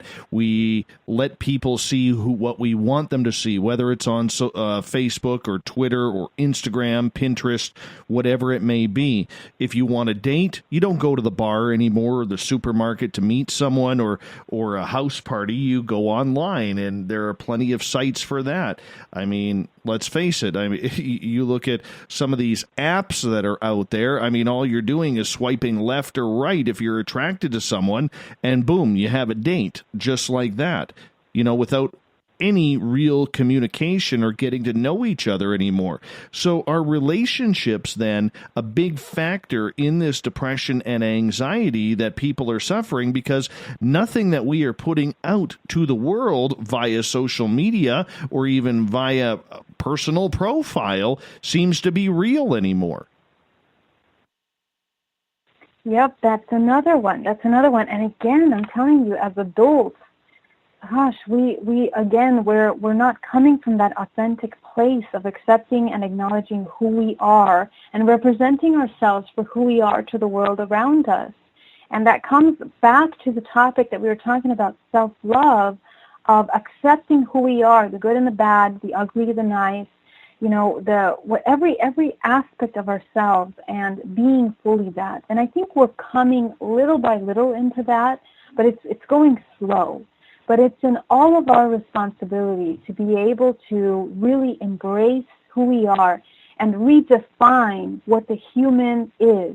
Because we have been programmed to believe that the human is this beautiful supermodel, this successful man with lots of money. That's the concept of success. And I believe that is a part of an old paradigm that we're no longer buying into, because we're seeing the truth. We're seeing the results of the capitalistic, society that we're living in, and how it affects our environment. We're seeing how it affects the health, the pharmaceutical industry, our financial industry, our politics, our children with our health, with their mind. The mental health of our society here is tremendously tormented because of all of these programmings that have been provided to us. And it is our job to really turn that around one by one by being 100% authentic with who we are and what we're putting out there. So even in dating, we have all of these concepts of what is attractive and what is not attractive, and all of us have to just put and be authentic with who we are. And of course, there's a whole psychology to this, but as we're coming into a new paradigm, I really ask everyone to contribute in some way to be so 100% authentic with who they are, that they are, sharing themselves from a point of honesty. And in the dating realm, it's a whole other topic, and this is one of the things that I work with a lot of people on a daily basis, because our relationships, we have a lot of different things that we're dealing with. We're dealing with narcissistic people. We're dealing with people that have been abused. So for me, the most important thing is that we need to, as adults, work on ourselves and even really narrow down the true purpose of wanting to date or wanting to find a partner. Because right now, all of those dating sites, all of our social media is infiltrated with people that are so lonely and lost, that don't have a connection with even themselves, that are desperately looking and reaching outside for a connection, even an affection from anyone. So they're going to go through any extent to get that attention, to get that kind of affection and love. And our love, the deepest, most important love in our entire life, is going to be the love that we have with ourselves. So that has to be the starting point for anyone. You know, we have to love and accept ourselves first. We cannot love anything until we love ourselves. And that's on a personal, that's, all of us have responsibility to do that, to clean up these social sites. One by one, if we're out there dating, you know, we gotta really own why we're dating, why we're out there, and look for those relationships that are higher vibration, that when we encounter people that are not coming from that place, that we are honest with ourselves and don't let our ego or our instincts take over and make those, mistakes. But again, that comes from that core, again, knowing what you truly want. And that's a lot of work, you guys, everyone, we have a lot of work to do. So, you know, when we say that we don't have time for meditation, we don't have time, do you see, like, this kind of work infiltrates all our lives. It's our choices, it's our livelihood. So we got to really prioritize what's important, you know, identifying our core beliefs, identifying who we are and what we need, our needs to be met, is the number one thing that as humans we are failing at. And it's such a simple thing to be able to say what we need. You know, whether we need more love, more affection, more connection, we got to say it and we got to look for it and we got to do it. We got to do it for ourselves before we start looking outside. So, well, let's talk about healing through meditation then, because meditation can go a number of ways. It can be just sitting on your bed doing a lot of breathing. It can be yoga. It can be a walk outside barefoot on the grass, or maybe on a nice forest hike, whatever it may be. How much healing does taking that time to, you know, take for yourself, how much healing does that do for a person? Yeah, that's a good question. And we come from a society that is very, result-driven. Like, we want results immediately. And if you learn how the body works, you can get the results immediately. You can get the results within minutes. There are some days when I am, very overwhelmed. And just recently, I'll tell you a quick story. I have been doing a lot of healings, and I've kind of depleted myself because I've been very busy with my clients and also multiple projects. And my back started to hurt so bad. It started to hurt. I couldn't even move. I went to yoga. It was still hurting. So I went to visit my shaman friend, and as we're doing a meditation together, you know, he reminded me that the connection to the self has to be so deep that you are really using your intuition to tap into what part of your body requires healing, or what part of your body is missing something, or your emotions. Everything has to be in balance, okay? The body, the mind, emotions. And if you want to look at it from a metaphysical perspective, we're talking about the chakra system. If you want to talk about from a medical and physical level, you're talking about the endocrine system, okay? But all of those systems have to be in balance, and they're all interconnected.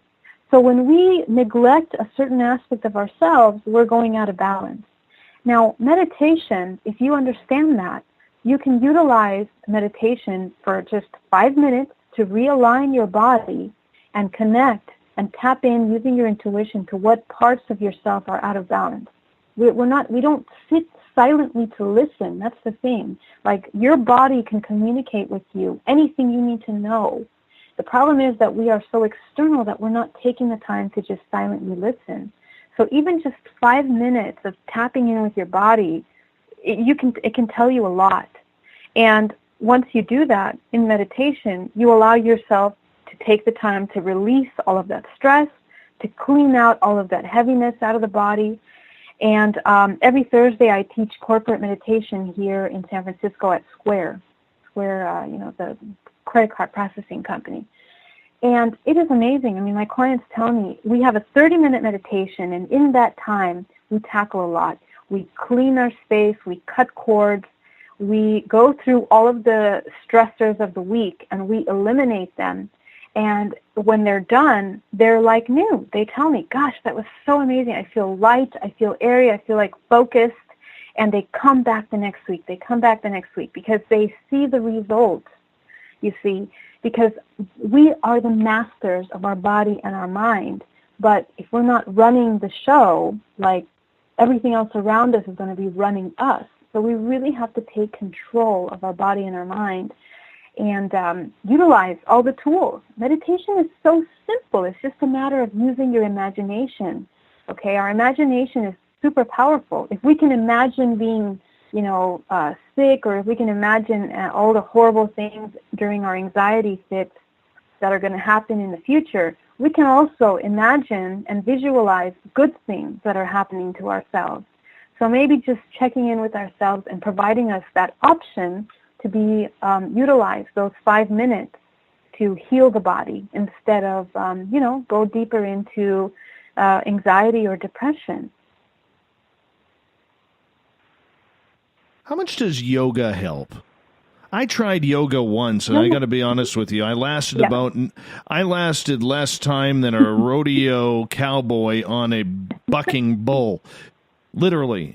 I remember laying on the mat and looking at Mrs. SOR, and I said, yep, 5 seconds, I'm out. I'm done. I'm out. Well, I guess it depends what kind of yoga you go to, too. And that's the good thing about yoga. I mean, they also have different kinds of levels and classes. I mean, even myself, I've been practicing yoga for about 5 years now. But when I go to yoga, to this one lady, she's 80 years old, this lady, and she can twist herself like a pretzel. It's ridiculous. And, I mean, we have in my class, there's people that are 20 years old up to 50 years old, and all of us are dead, dragging ourselves at the end of this class. It's a heated vinyasa yoga. Okay, that's killer. But on the other spectrum, you can also go to a restorative yoga class.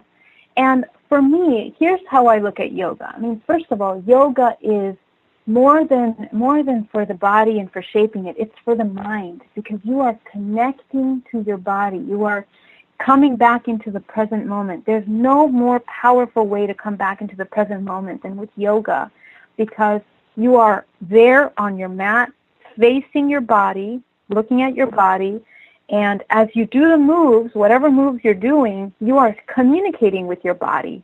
You're like, okay, but can you do that? Can you twist yourself that way? I don't know. Okay, well, let's try. You have this constant communication with your body. And yoga has really taught me some really amazing things. For example, when I first started, my teacher did these incredible moves, and I was like, that's not even humanly possible. I can't twist myself that way. And I noticed that, my mind was taking over. My mind was more afraid of what I was looking at than my body. And my body was like, dude, we got this. We can do that move. And, it's incredible. We don't realize how wise and how beautiful, complex our bodies and mind works together when we allow it. Because a lot of times we are so afraid and stuck in our mind that we're not allowing our body to relax and to allow itself to move. We are not aware of the things that our body can do. And when I did this complex move, it was so incredible, and I realized, I was humbled by the lesson that my mind was more afraid of what could have gone wrong with that move, like maybe I could fall down and break my arm, instead of just trusting the body to go into these natural positions. So it's a really beautiful practice to help us connect. And personally, the way I use it is to, when I have a tough week or when I'm working on something spiritually, like a fear or an anxiety, or maybe I'm being too critical of myself, I take it to the mat. I take it to the mat and I say, okay, today I'm going to dedicate my practice to loving myself more. And during the entire exercise, the entire hour of yoga, I repeat to myself, I love myself, I love myself, I'm connected. And it's so powerful. At the end of my practice, it's like I've really integrated this programming into my body and my mind, and it helps me on more levels than one. So, we have to be just aware of these tools that are out there. Yoga doesn't have to be complicated. It's not about the poses. It's about the connection to the body.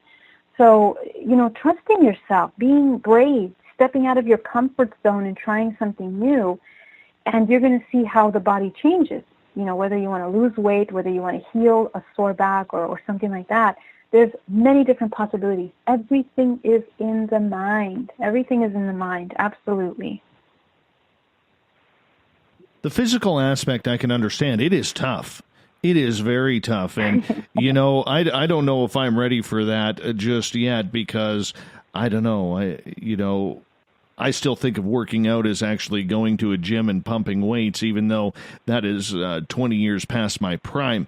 But nonetheless, a lot more people are turning into that. And I can understand why, but what does it do for the mental health and the mental release of energy and pressure and side effects from everything that is built up in those knots in your back?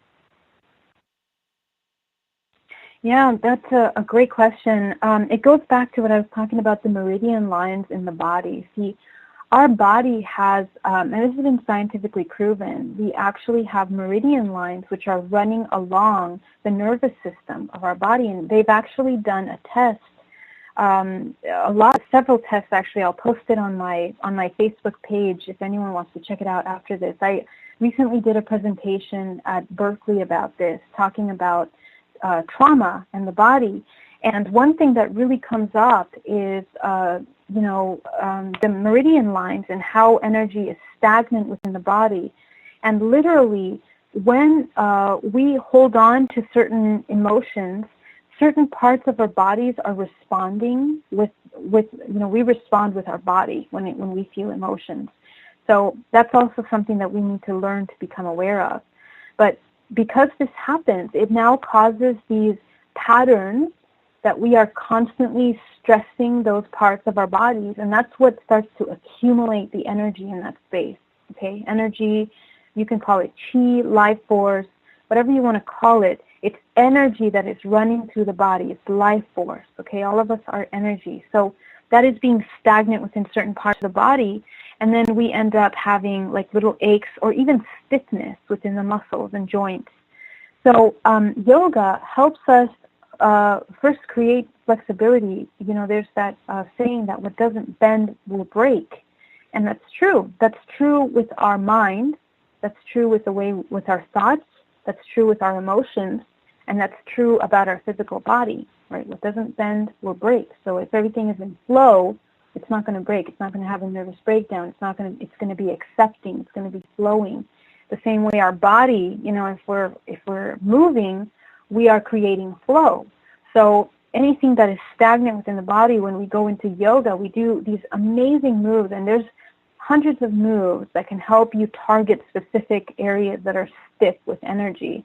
So as you bend and you flex the muscles there, you stretch, your muscles, you're able to release that tension there. I'll give you an example. When I was going through a really tough relationship, a breakup, my center of my chest, my heart chakra was so tight, my chest, it was hurting me. My chest started hurting. I started to get heart pain, and I went to yoga. And for the first 3 weeks when I was doing yoga, the specific, I believe it was the bridge pose and the arched, the bridge pose and the wheel. Wow, my gosh, I could not do that pose, and it's amazing. But my teacher told me work on those because that's where you have the most stress.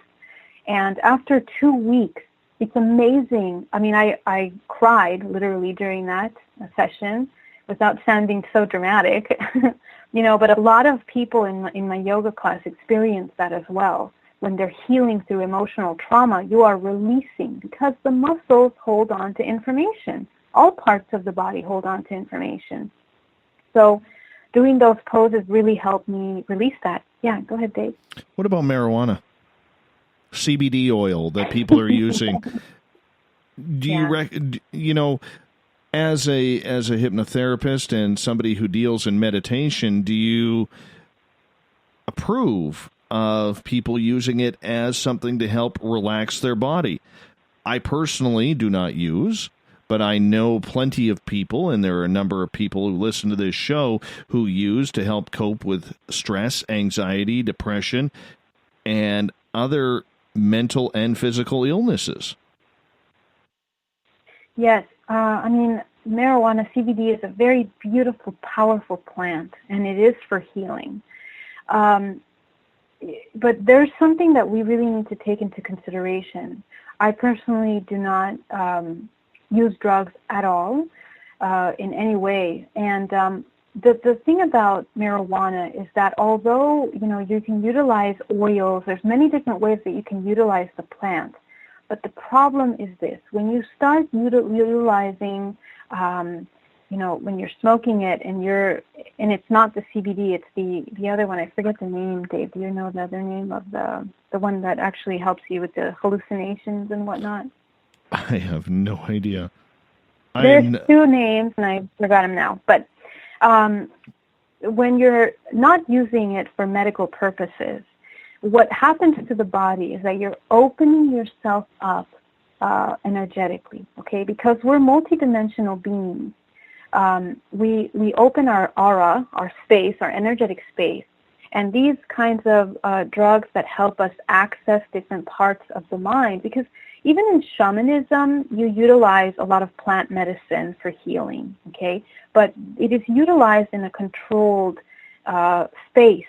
And it's important that it's utilized in a controlled space when you're utilizing it for that purpose, because it opens the body, okay? And when you're an open body and you're going through depression or any kind of low vibrational emotions or trauma, you are vibrationally in resonance to things that are going to be attracting to you on that same level.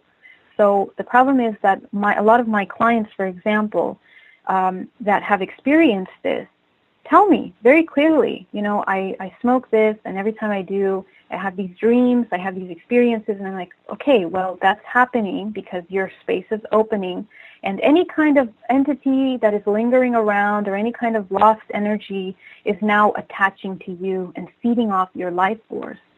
So, and that's from a metaphysical perspective, the perspective that I can see the multidimensional body, and I see a lot of people that do smoke this.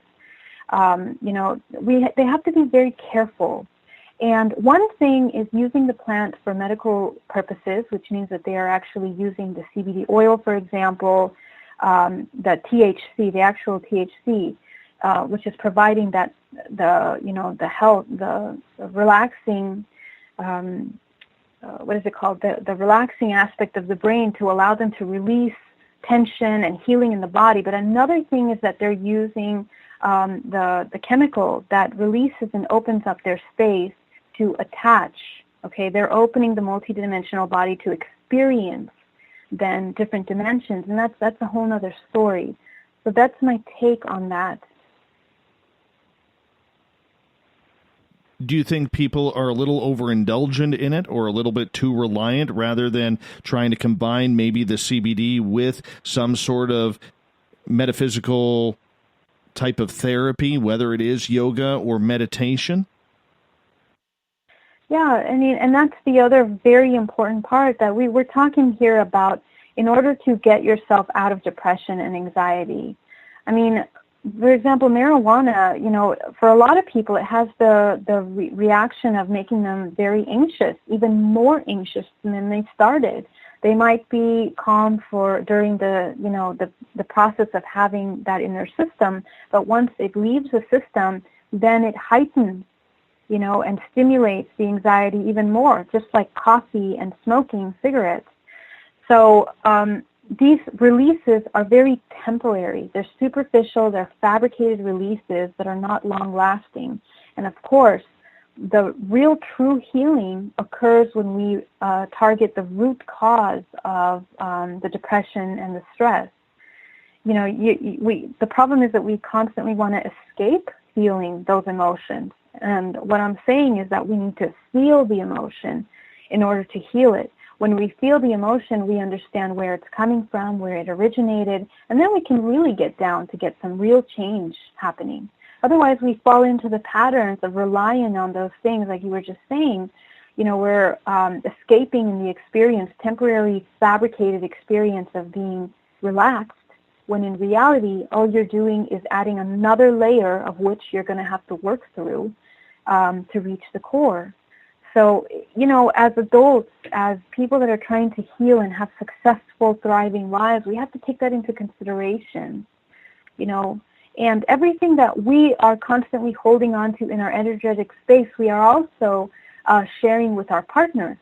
So we have to be aware of that too. Our partners take on a lot of the stuff that we bring in, and when we're doing drugs, any kind of drug, any drug at all, we are opening our space to things that are, sometimes not welcome energetically. So it's bringing down even more aspects of ourselves that we, not always the most pleasant. We only got about 1 minute left with you tonight. Thank you so much for coming back on The Spiritual You, Geraldine. It is always a great pleasure to have you on this show. Do me a favor and allow people the opportunity to know how they can get hold of you. Absolutely, Dave. And I just want to say it's a pleasure to be here with you, Dave. It's wonderful working with you. Thank you for the opportunity. And anyone that would like to get a healing session with me or learn more about meditation and healing can reach me at bayareameditation.com. And I offer healing sessions, an hour and a half long, 4-part session, first part meditation, second part regression, third part cleansing of entities and cords, and finally end up with a complete realignment of the body. So I am very happy to assist anyone that wants to learn how to work with that. And I give you all my love, and I hope that anyone dealing with depression, please reach out. Do not be alone. Reach out to me, reach out to us, write to me on my email or on my website, and I'm very happy to be of assistance in any way I can. Okay? We will talk to you on Tuesday, August 7th. Tuesday, August 7th. We will talk to you next.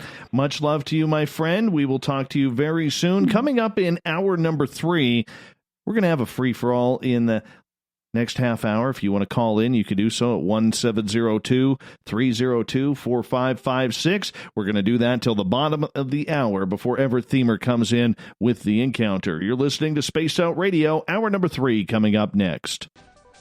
Are you tired of being blocked, shadow banned, or placed in jail for simply posting your thoughts on social media? Social Media Freedom can take care of that for you. Social Media Freedom is the newest and one of the best free new apps that allows you the freedom to post what you want, when you want. It takes seconds to download from your app store. Come join the tribe at Social Media Freedom. It's time to set yourself free. The first annual Caribou Paracon is happening September 28th to 30th in the 108 Mile Ranch, British Columbia. Brought to you by the Canadian Society of Questers and Spaced Out Radio. Come listen to our featured speaker, Grant Cameron, along with Elizabeth Anglin, Paisley Town, Mike Moran, Eric Cooper, and more. It's a 3-day supernatural adventure at the Spruce Hills Resort and Spa. Tickets for the weekend are $150 Canadian. The Caribou Paracon, celebrating everything paranormal. A timepiece is a reflection of who you are, and what better way to show off the real you than with an Escape watch? Escape is a lifestyle brand accessorizing your days and nights. Choose to escape and create the life of discovery that you deserve. Dream, play, unite with your own personalized Escape watch. Head to escapewatches.com. There is no time like the present to enjoy your escape. Use promo code SMF2017 for your 20% discount today. Looking for a place to advertise at a very reasonable cost? Look no further than Spaced Out Radio.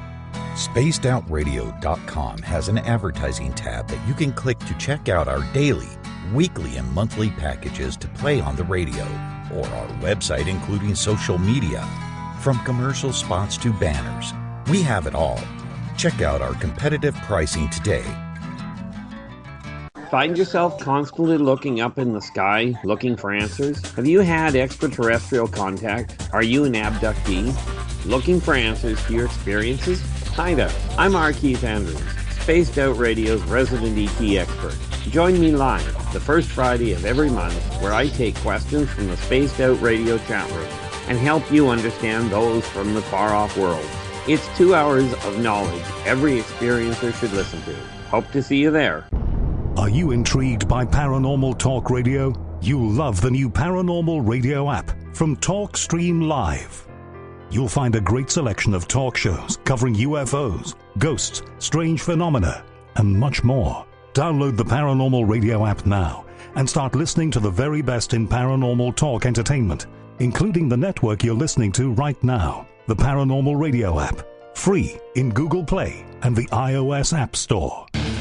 The Call of the Wild is in Vancouver. The Moose Vancouver is one of the hottest bars and restaurants in the city. Open until 2 a.m. nightly, the Moose will rock you like a hurricane all night long.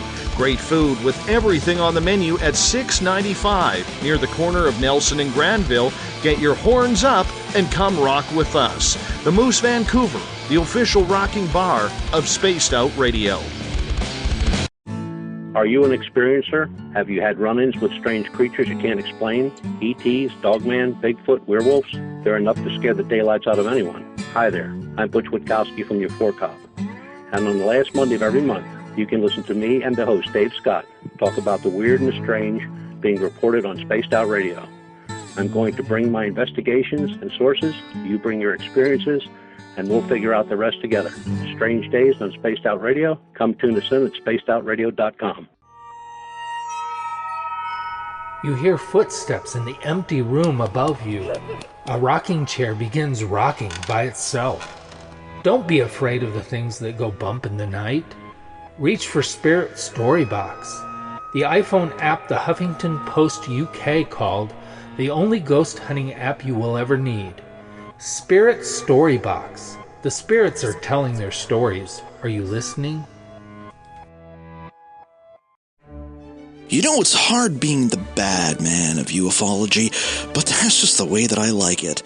This is Chris George Zuger, and I'll be hanging out with Dave Scott and SOR scientist Chris Cogswell for Reality Paranormal, the second Wednesday of every month. And our job is to break it down and come to conclusions as to what is really going on in the supernatural world. I'd love for you to join us and bring your questions for us to investigate right here on Spaced Out Radio. Visit purpleplates.com today. For over 40 years, the Purple Energy Plates have been delivering amazing results for their many customers. Inspired by the great genius Nikola Tesla, the harmony, healing, and energetic effects of the plates have proven over and over to be beneficial and often miraculous to thousands of customers. Check their site for daily specials and choose from their many energy products. You won't be sorry. Visit them today at purpleplates.com. When it comes to the news, we look for the stories that the mainstream won't cover. Welcome to Spaced Out Radio's The Encounter. This is News Director Everett Thiemer. The Encounter is about the weird and strange stories that occur daily, and we scour the world looking to bring them to you. You can hear me with Dave Scott every Monday through Friday in our Encounter news segment. Read us online at spacedoutradio.com or check us out and give our Facebook page a like at SOR The Encounter. So come give The Encounter a read. From the Mile High State of Colorado, sharing our signal around the world, I invite you to Spaced Out Sundays. Hi, I'm Tessa Nicole Thomas, and I'm closing out the week by taking you on a paranormal journey to the world of the weird. Ghosts, aliens, psychic phenomena, I will hit it all in your questions too. So let us highlight the paranormal for you. So come join me for Spaced Out Sundays starting at 9 p.m. Pacific, 12 a.m. Eastern, only at spacedoutradio.com.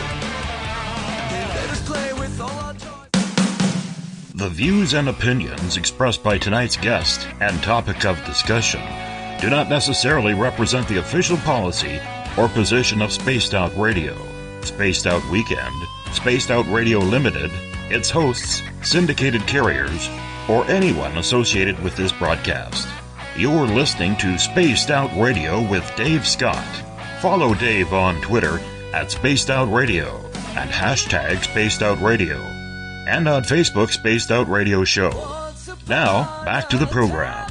Welcome back to the third and final hour of Spaced Out Radio. Tonight, I am your host, Dave Scott. Thanks for being with us. Tomorrow night on the show, Jan Aldrich joins us. He comes in to talk about Foo Fighters. No, not the band.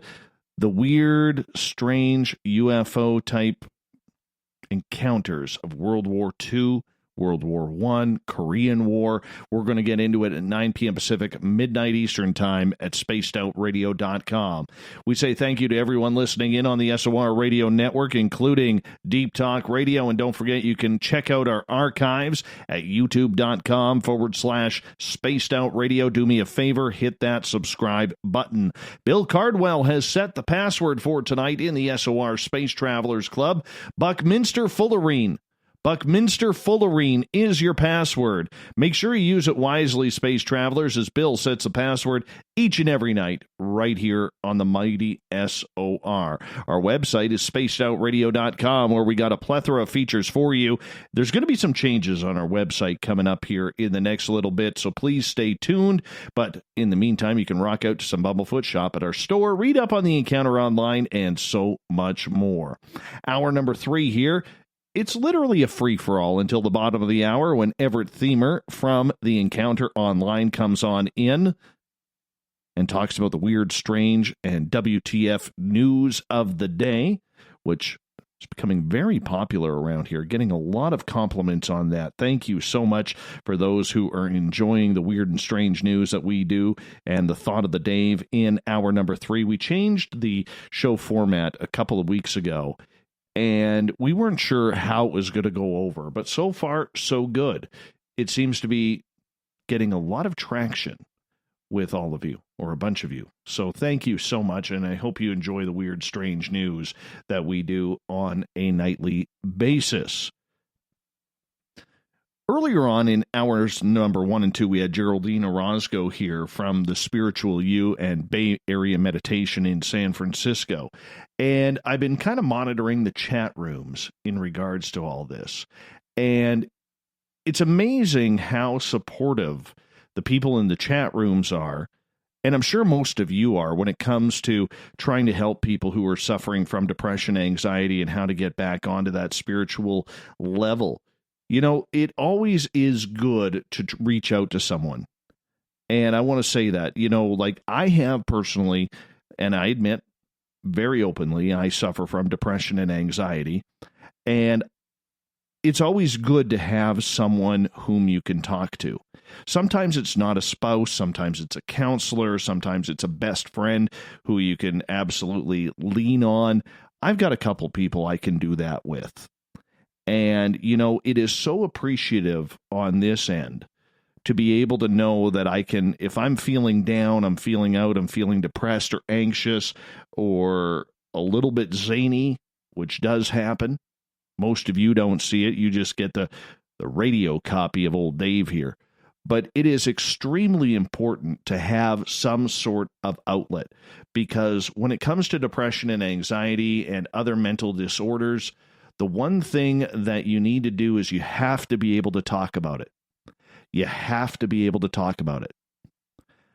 And you know what? Talk about it to your doctor. Talk about it to your friends, your pastor, whoever you need to talk about it, your spouse. You know, your spouse is probably the biggest one who you take it mostly out on, and you feel really guilty about doing that. But, you know, the big thing is you got to have somebody to talk to about it. Find that person. If you don't have that person, put it out on your social media. That's a good thing to put out on your social media. All right? And I challenge any one of you listening, to put that on your social media. If you suffer from depression or anxiety, bipolar disorder, you know, you're confused about your sexuality, whatever it may be, put it out on your social media and see who is there for you to talk to. I'm pretty sure, and I'm positive, without even looking at it, that you will have numerous people who will jump up and say, hey, if you need to talk, call me. And they're not just saying that. They're saying that because they care.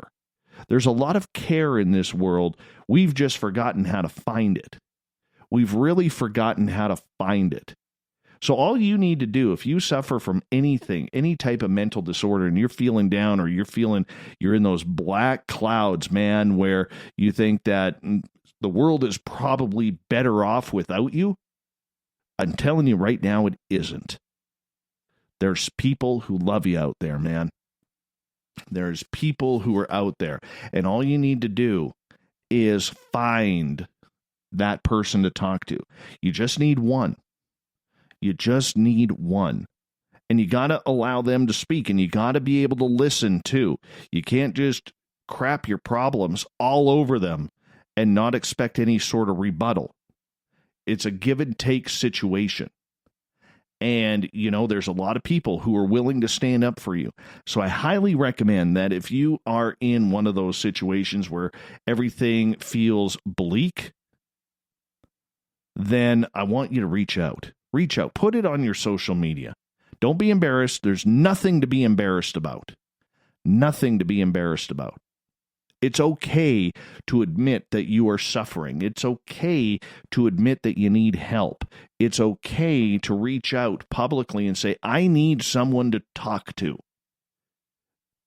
And believe you me, from personal experience, it works. It absolutely works when you can have someone to talk to in regards to everything that is going on in your life. And there are people out there who will do it. So I wanted to get that message out because Geraldine really wanted to talk about depression and anxiety tonight and how to deal with it on a spiritual level. I loved that conversation. I love that opportunity to talk about something like that because it is important. It is important. And we as people are so used to, sweeping our feelings under the rug and sweeping our feelings up. So, every day is perfect. Every day is beautiful. It's crap. It isn't. And we have to be able to, work around that. We have to be able to trust. We have to be able to communicate. Not via texting, not via Facebook Messenger or on Twitter. You need to talk about your situation voice to voice, face to face. All right? That's where you get into more trouble, is by texting and by messaging. You can't do it. You cannot do it. All right? That's how problems start. That's how rumors start. That's how everything seems to start, is through texting and through lack of human contact and communication.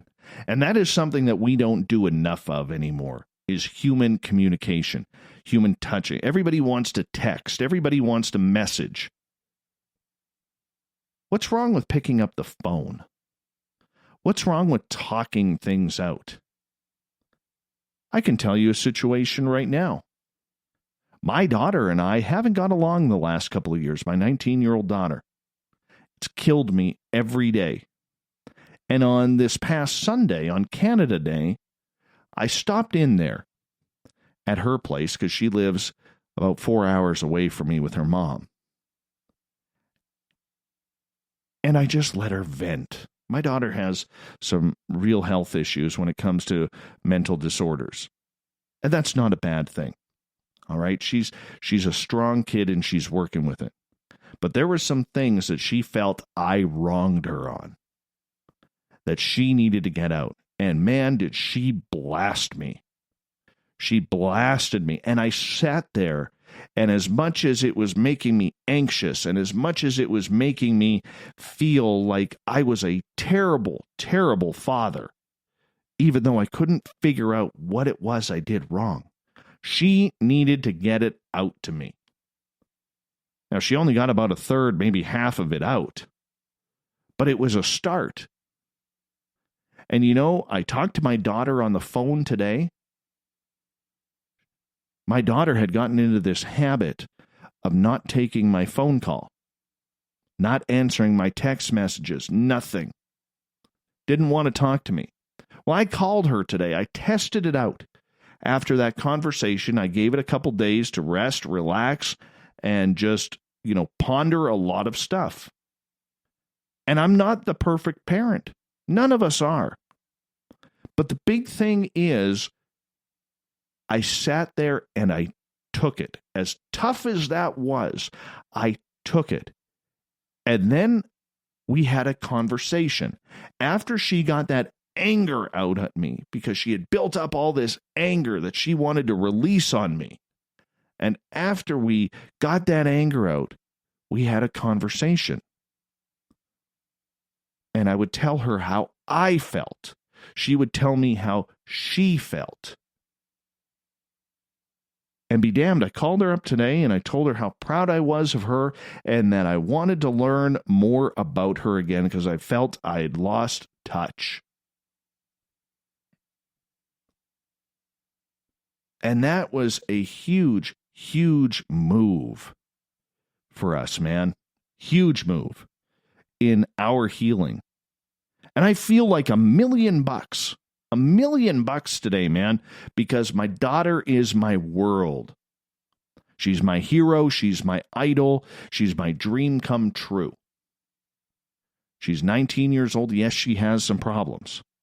Okay. And, you know, that's as far as I will go on that. But she suffers from depression and anxiety as well. I'll give those ones up. A couple others, but those are the two big ones. And she is someone who is battling it, and she is so strong. She is so strong for doing that. And I gave her credit for that. You know, take the time. Let your children vent. Because sometimes they need to. Then we wonder why, you know, kids are taking to social media or closing the doors and living in their bedrooms and never coming out until it's either time to eat, time to go to school, or time to go to bed or have a shower. And they never come out. They never see the daylight. They're like proverbial vampires when it comes to it. Give them time to vent. That's always a good plan. And I'm proud of her. I'm proud of her for ripping me a new one. I guess I deserved it. I didn't think I did, but in her mind, I did. And she let a lot out. She let a lot out. And I'm proud of her for that. Proud of her for that. So make sure you allow your children time to vent, because they need to vent too. It's not like the good old days where it's like, sit down, shut up, or you're going to get the belt. Be seen, not heard. How many of us at our age, and I'm 45, how many of us had to go through that? How many of us would have to go through that?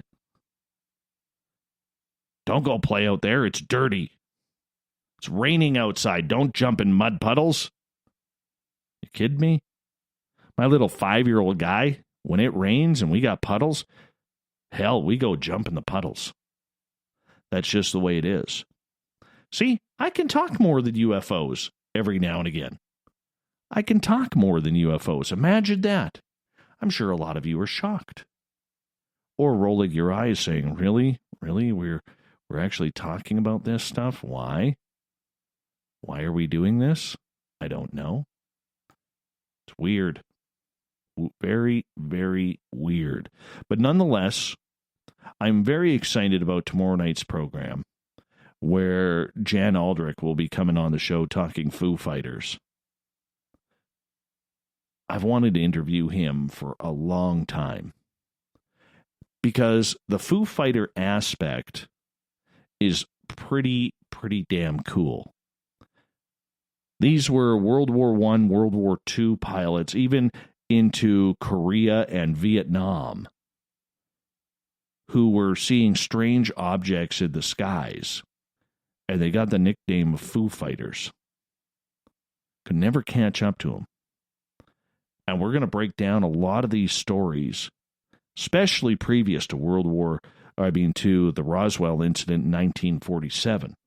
We're going to break down a lot of these stories because there may be something tied to Roswell there. It's going to be absolutely great tomorrow night to get back into it. Because I had someone on Twitter say, or pardon me, on my YouTube channel today say about last night's show. I tune into you guys for UFOs. I just tuned out. God, obviously they missed the last 2 months where we were pretty much talking UFOs every single night. Due to the ACE conference, we had a lot of big names booked and other people who were booked. But that's okay. That's absolutely okay. One of the things that I found very interesting in regards to what Geraldine had said in our conversation earlier was the fact that many people believe that you sign this contract before you came here. And it leads into almost like a belief in reincarnation. Reincarnation would mean that you carry over your karma from your past life into your next life. And you got to learn how to deal with the lessons that you didn't learn in the previous life. I don't know if I really buy that. I'm still up in the air with the whole reincarnation thing. It just really isn't sitting, I don't want to say it's not sitting well with me, because that really isn't the case, but it just seems far-fetched. Now, there are some strange stories, especially out of India and Pakistan and cultures that believe in reincarnation that, will boggle your mind. And I take you back to that story of the 5-year-old kid or 8-year-old kid who found his murderer from his previous life. And the guy was so freaked out, he admitted to the murder. And he's in jail now. Who knows? Maybe over there he would have been executed by now. I really don't know. But it makes you wonder, is there some sort of life path out there that we have to learn these karmic challenges before we can ascend to some higher level? Now, the skeptic in me says, not a clue.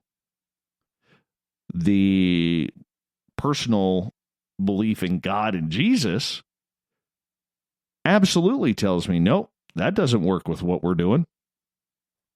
But the experiences that people are having with this, and some that have been so incredibly documented, it makes you wonder if there is something to that. I'm curious what you all think. If you're in the chat room, let me know what you think. Because this whole reincarnation aspect, and we need to probably try and find a full show dedicated to it, it's a little trippy.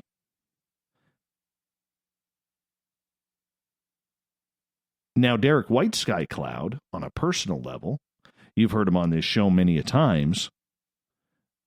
I remember going back 16, 17 years ago when I first met him. And we sat down and I had a reading from him.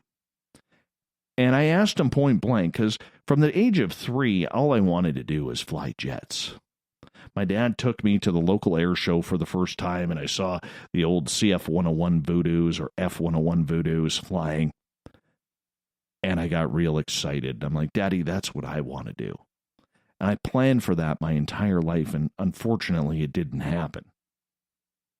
And I remember, still being quite depressed over that.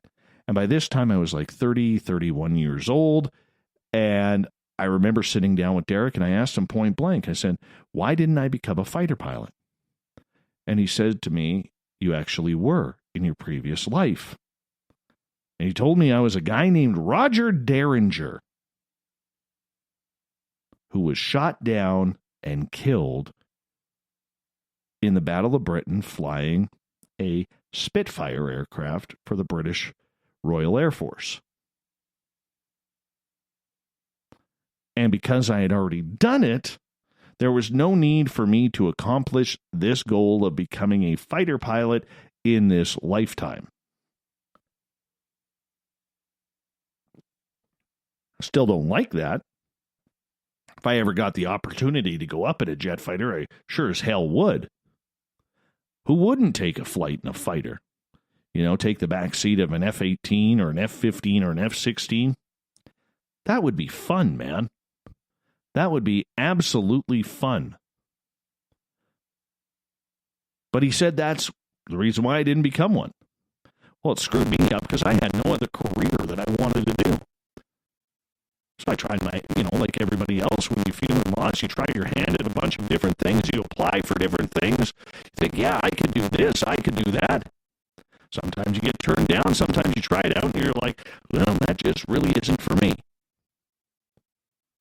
That's when I found the love for radio. That's where I went to broadcasting school. That's where I ended up working in radio for 10 years. So, maybe that was the plan.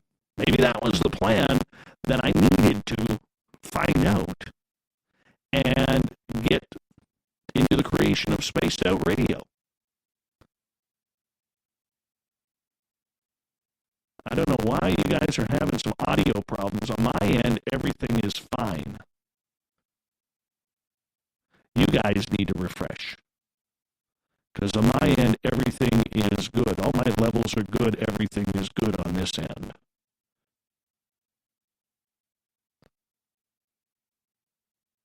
Well, nothing has changed on this end. I don't know why the sound is sounding garbled right now. I really don't. Let's try and flip something here. Hopefully that's better. Hopefully that works better for you. Yeah, guys, I already read the chat room. I don't need messages on Skype, guys. Okay? So, just so you know, in order for me to refresh, I got to shut down the show. That isn't going to work. That isn't going to work. I don't know why it's all of a sudden got staticky. Nothing has really changed on this side. I don't know why. I really don't know why. It's kind of weird.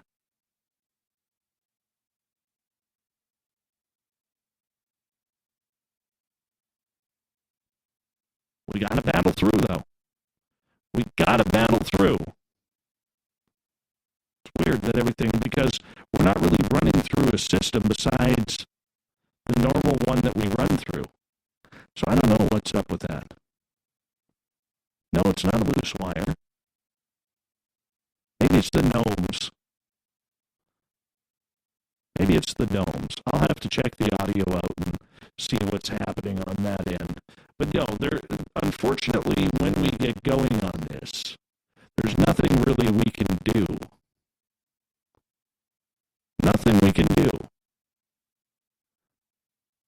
We just got to battle forward on the audio. I'm wondering if there is some sort of Spreaker problem right now going on through. Maybe they're having the problem. Because nothing has changed on my end. Nothing has changed on my end. I don't know. We're going to battle it through, though, everyone. We have no choice. We're too far into this. We are too far into this to make this happen. We can't turn back, people. We cannot turn back. I don't know why all of a sudden it is going garbled like that. Our system is working fine on this end. So weird. Absolutely so weird.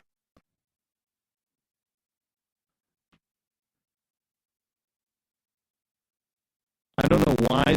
Okay. I've got about 19 messages sent to me privately right now.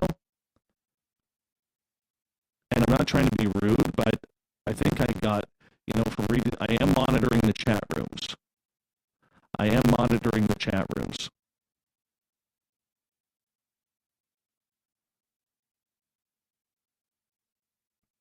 I don't know what's going on. But nonetheless, we will get through this. It sounds apparently like electrical interference or something along those lines. I don't really know.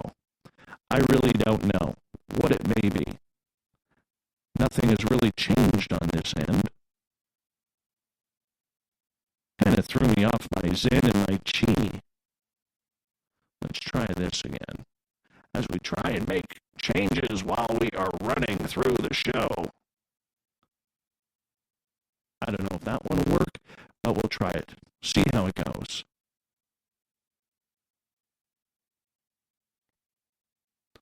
Nonetheless, in about a minute, we got Everett Themer coming on the show to give us the news. Then we'll get to the thought of the day on that end, and everything will work out just fine. It always does. It absolutely always does, which is okay. Which is absolutely okay. I love the news.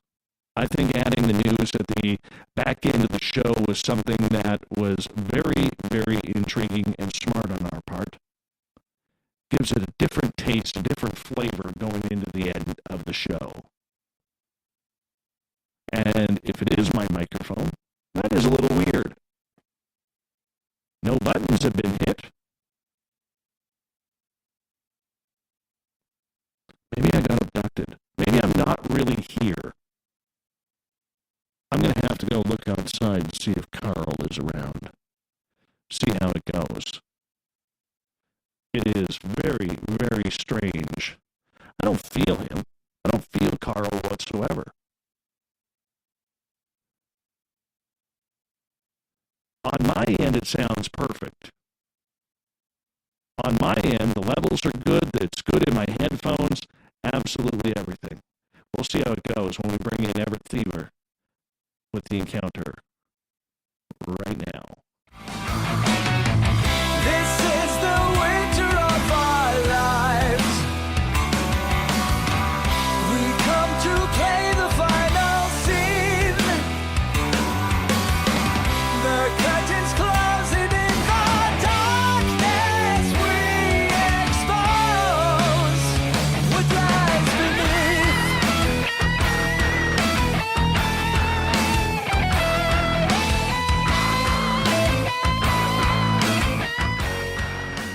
Every night at this time, we bring in Everett Themer from The Encounters. We take a look around the world at the news of the day. The news is always changing, and that's why we bring you The Encounter. And don't forget to find it on Facebook for the latest news on our page, facebook.com/SOR The Encounter. Everett Themer, how you doing, my friend? Good to have you with us. I'm doing great. How are you? Well, apparently, how do I sound to you, by the way? You sound good. Well, apparently, I sound like Mr. Roboto right now. I'm not hearing it. Yeah, well, now it just, all of a sudden I bring you on, and now it's sounding perfectly. Weird. Very weird. I have that effect on people. Yeah, it's very, very weird. You fixed our technical snafus here, man. We should have brought you in about 5 minutes ago. I don't know what was causing that. We did a full reboot and everything on the computer last night, and everything was working fine. And then the Periscope issue, that Periscope thing's driving me nuts, man. It's driving me nuts, and I know it's driving Amy nuts as well. You know, radio is not a visual thing. No, definitely not. Especially when you got a face for radio like I do. Yeah, I know the feeling. Yeah. I know, but we'll figure it out. We'll figure it out. We're still working. Believe it or not, I know we're a few weeks in, but we're still working on blending like 4 different programs together to get it all ready for the terrestrial side. And it is a difficult process of getting everything figured out, timed out, because when we make the terrestrial run here coming up very soon, it is very difficult. Like, everything has to be 100% perfect 100% of the time. And I know there's no storms out, so I know it wasn't that. I'm going to blame Spreaker for this. I don't know. I just feel like blaming Spreaker. Well, technology is the easy thing to blame, isn't it? Exactly. What's on the agenda for tonight in the encounter? Well, you know, there is a South African woman who, after being declared dead at the scene of an accident, was found alive in the morgue. What? Yes. She was, and the interesting thing is, it looks like there are going to be two ambulance companies that are going to blame each other. What had happened was there was an accident, and one ambulance company was called to the scene, and when they arrived, they actually hit the car that was in the accident. So at some point, this woman, along with a couple of others, was declared dead, and another ambulance company showed up to continue the rescue operation, and they saw this woman with a sheet on her, and they watched the other ambulance company sign a death certificate, and they transported her to the morgue, and the next morning she was found alive. That is so weird and so scary at the same time. I mean, if there is no bigger human nightmare than that, my friend, waking up in the morgue after you have been declared dead, how freaky is that? You know, I was thinking about that, and this is kind of morbid, but I'd like to find out the figures of people who have woken up in a mortuary just before or during the process of being involved.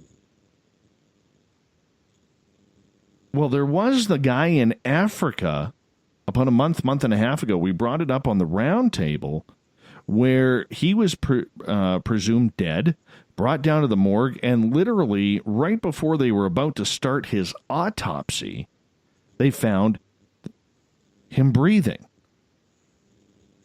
It's more common than you think or would expect. It has happened probably worldwide 8 or 10 times that have been reported over the past decade or so. So it's not entirely uncommon. And there are a couple of medical conditions that can cause, things like seriously reduced breathing and heart rates and things like that would warrant somebody declaring you dead when you're not. But it does happen. And I just can't imagine being in a morgue, just sitting there, semi-conscious, I would imagine, waiting for whatever's next. But, did they get any reaction from the lady as to, where she was? Like, she must have been throwing a fit. Well, I believed that she was still injured and still semi-conscious. She was very badly injured, in fact, and they couldn't even tell exactly her age because of her injuries. So I imagine that she is still in the hospital, probably semi-comatose. No statements have been made. And with the two ambulance companies involved and one kind of pointing blame at the other, I think that everybody's going to be a little bit silent on this at this point. Well, there's a lot of legalese to look into with this. I mean, if she was pronounced dead, she may have been dead for a while. She may have been dead. She could have been at that point. Yeah. But what would shock her back, though? That's the weird part. Well, the body is a mysterious thing. True that, my friend. And mistakes are made. And in the heat of the moment, it's quite possible that somebody made a mistake. And, at this point, I think we just have to let the South African courts kind of decide who's right, who's this wrong. will definitely go to court. This will definitely go to court. But I mean, the thing that's scary about it is, if she was in that much trauma and she had been lying there comatose for 24 hours with nobody working on her and her injuries just kind of festering there, that's a lot of pain and suffering, man. And not only that, I mean, that could kill her in the future, because maybe she could have bled out or, have some much more sustained injuries because they weren't worked on right away by doctors and nurses. Exactly. And what happens if this situation has caused a lack of oxygen to the brain, as might often happen? What if she has some incapacities now? Because not because of the accident, but because of the delayed care. Who's responsible for that? Fully agree with you. Fully agree with you. Hopefully she becomes a millionaire after this, and there is no long-term effects on what happened. Let's hope and pray that she comes back. Let's get to the next story, my friend. Do you remember I don't know how to pronounce this name. I'm going to guess that it's Rebo, the Japanese octopus that was successful in predicting all of the Japanese matches in the World Cup. I do remember that. Yes. He is now on his way to a fish market. He has been sold and, as they put it, gutted, and is going to be sold at a fish market. Well, isn't that nice? So much for superstition in Japan. Well, the weird thing is that the octopus's owner, this fisherman, I believe his name is Kimjo Abe, said his business was more important than keeping this thing alive. But he hopes that the next octopus is just as successful as this one was. You think the way Japanese people are quite steeped in tradition, that somebody would, even some sort of animal, protection agency would come in and say, we're going to save this guy. We're going to put him in an aquarium or something like that because he is so popular. This almost reminds me of, remember that famous lion that was hunted a couple of years ago by that Minnesota dentist who paid like $50,000 to go shoot him in Africa? Oh, yes. This almost reminds me of that type of situation where this guy could get lit up, absolutely lit up, for doing this. Because, he could. Go ahead. No, you go ahead. Finish up. I was just going to say that I'm kind of surprised that he didn't put it out there for sale as a publicity stunt for a seafood restaurant or something, to have, this psychic octopus on display in one of their cases or something along that line. It seems to me that alive it would be more valuable than, fried calamari. Well, that's what I'm saying. Like, this guy should, maybe he did. In the report, did he try and sell it? Or did he just say, oh, that's enough, off to market with you? From what I've gathered from the few stories I read, it was basically he just decided he was going to send it off to market. Why not sell it? There are millionaires around the world that would pay big money for a psychic octopus, man. You would think, wouldn't you? Yeah, or donate it to the aquarium. I feel bad for this octopus. I do. I think the idea of donating it never crossed his mind, because he did say that his business was more important than this one octopus, which that kind of surprises me, because I don't imagine that they're very rare. I mean, you can pick up calamari at the grocery store for next to nothing. So I don't know what the value of this octopus would be on the fish market, but I don't see it as being of a huge value. Whereas as the psychic octopus, exactly, it would have more value. All he had to do was put it on eBay. Put it on eBay. Somebody's going to buy that, whatever they do with it. As long as you get a certification that they're going to keep it alive. There's so many ways out for that guy. Instead of sending it to market and just butchering it like it's not famous, you got to take advantage of that. And usually those Japanese business people and the different establishments there, they always have some sort of creative edge. And exactly. I would think that, having this octopus on display in your restaurant or any kind of establishment, it would certainly be a draw. Oh, I'm just shaking my head over that. That's a bad business decision. Bad business decision. I mean, it's a World Cup year too. Why not create some more hype for your fish market or your restaurant by putting it out there to see if it predicts again? And then if it fails, then just say, well, this thing's no good. Let's send it off to market. You have a chance. It's a World Cup year. I don't get it.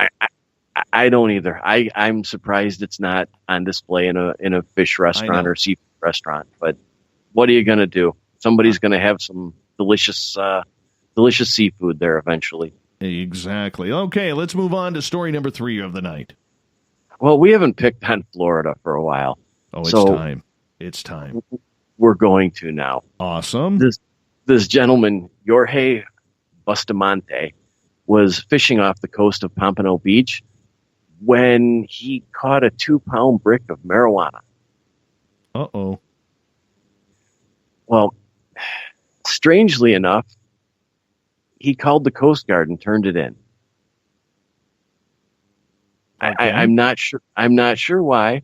He wasn't charged with anything, but he did call and turn it in. And then on his Instagram account, he joked that it was an early birthday gift from Pablo Escobar. Put that sucker on eBay too. Hey, I'm going to cut you off right there because one of our listeners, Sleepy Dave, just sent Tessa Nicole Thomas, our weekend host, a message saying, "Hey, Tessa, I'm not in the Spreaker chat room, but tell Dave and everybody right now we are having a UFO sighting in Maryland, and I'm getting pictures as we speak." Oh, cool. Very cool. Very cool. So we're going to be getting some UFO pictures, and we'll post them up in our Spaced Out Radio group on Facebook. If you're not on that just yet, make sure you join the Spaced Out Radio group. I'm excited to see those. Me too. I hope they're good. Hope they're not like blob squatches. But anyways, okay, so dude fishes, catches 2 pounds of pot, thanks Escobar for it, turns it into the Coast Guard. What do the Coast Guard say? Because usually they like to beat up people for stuff like that. All reports indicate that they just took it from him and sent him on his way. So Yeah. they didn't beat him up much about it, but boy, you know, I wonder if he really caught 2 pounds or maybe he caught 3. I mean, if that was you, I don't know if you're a fisherman or not, Everett, but if that was you, would you turn it in? No. I don't even smoke the stuff, but I can honestly say I don't know if I would turn it in. Yeah, I don't smoke it, but you know, I don't think I would turn it in. But then again, I might. I mean, if you get caught driving with 2 pounds of pot, yeah, that's a serious offense. That's is true. Jail time. That is very big jail time, and maybe that was what was going through the fisherman's pipe as he thought about it. It could be, because the more I think about it, you know what? If I just found a bag or a bundle of marijuana sitting there, or I pulled it up out of the water, there's that part of me that says, no, I wouldn't turn it in. But then there's that part of me that I just don't know if I'd want to run the risk of all of a sudden getting in trouble for something that I really didn't do. I know the feeling. I think we got time for one more here, Ev, if you're packing some heat for 4 tonight. You know, this one's a little sad, but I think being in radio, we can't ignore it. Okay. You know, a week after Joe Jackson, the patriarch of the Jackson family, died, Tina Turner's son, Craig, committed suicide. Oh, that's terrible. And, you know, there's this generation and this line of musicians that is slowly disappearing through age and through accidents and things. I mean, Keith Richards is still good, but it's just another one of the musical dynasties that is kind of beginning to lose some of its members. You know, it's funny you bring up that story because of what we were talking about tonight with Geraldine Orozco about depression and anxiety and having somebody to talk to and trying to work through those issues with a lot of people. You know, I don't know, and I'm sure mostly everybody out there at one time or another has had those deep, dark thoughts. And I can honestly admit through my depression and anxiety that I have at times. Okay, and it's a scary road. Scary road. And it's a lonely road. But I would never have the balls to do it. I just could not do it. You know, and what end do you have to be at to end your own life? Well, you're right. I think we've all been there. In fact, I think we talked a couple weeks ago about the conspiracy of people hanging themselves from doorknobs with ties and that kind of thing. You know, being in a musical family like that, or any kind of top of your particular industry family, there is a lot of stress and a lot of pressure. And he wasn't directly involved in performing or anything like that.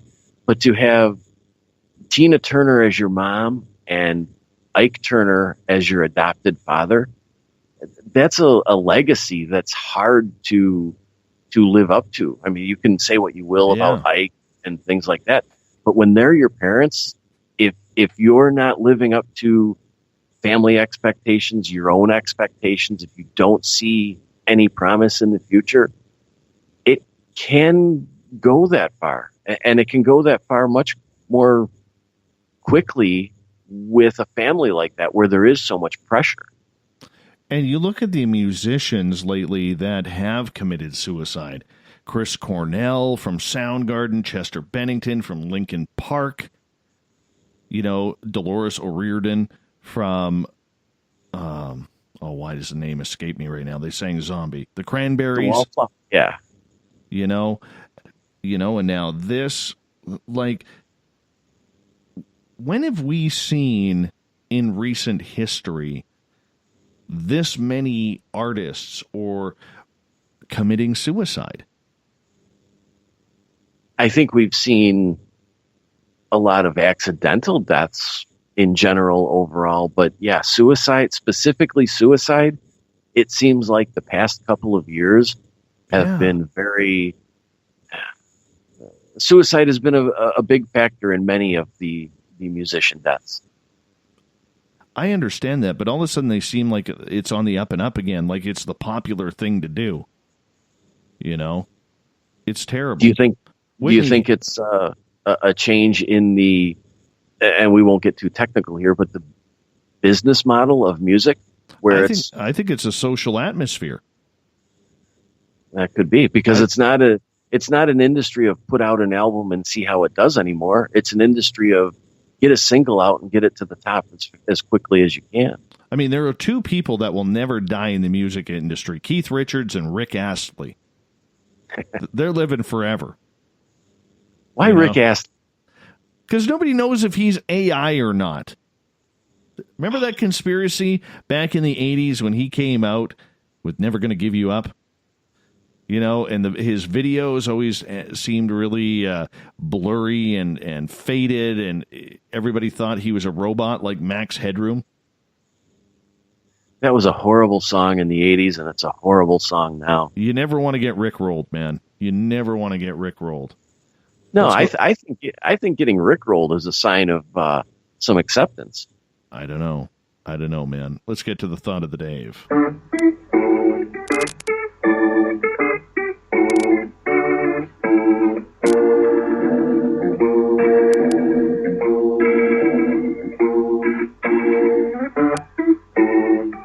Thought of the Dave happens every night at this time, where during the day we post a question to all of you on Facebook and on Twitter, and then we wait for your responses, because the one thing we love to do on this show is we love to add your presence, your comments, your interaction with us during the show. So today's Thought of the Dave is this.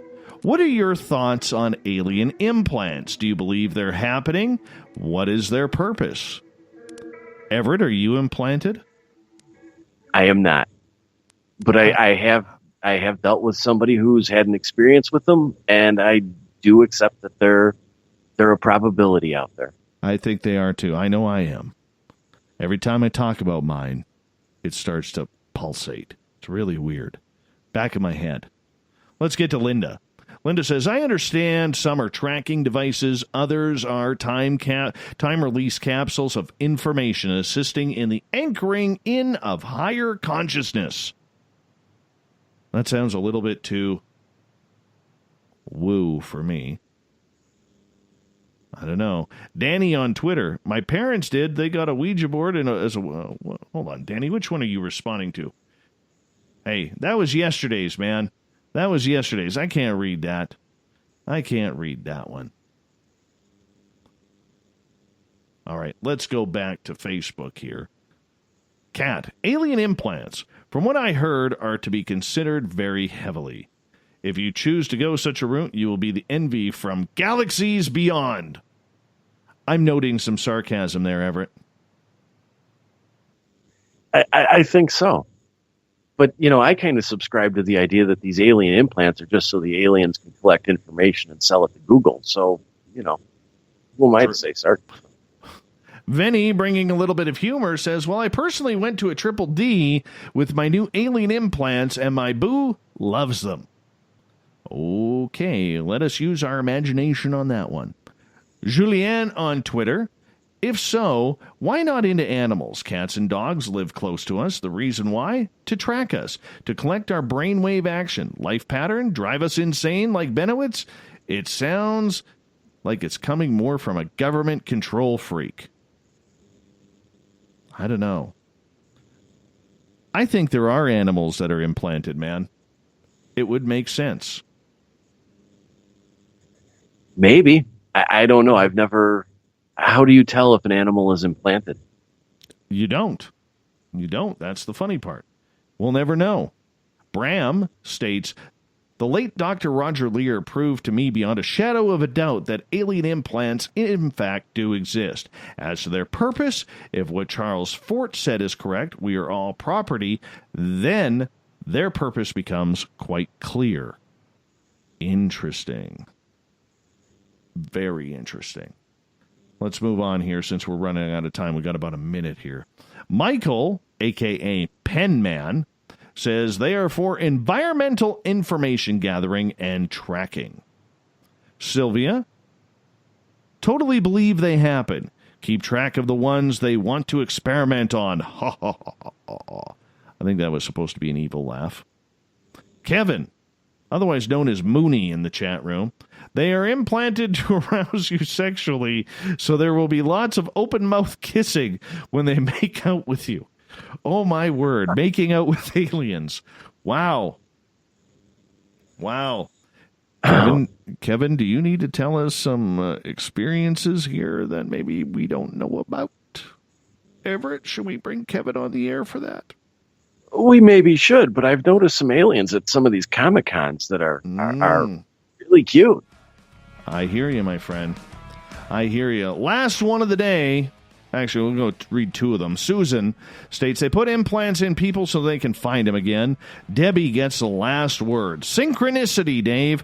I just watched Patient 17 of Jeremy Lockyer Corbell.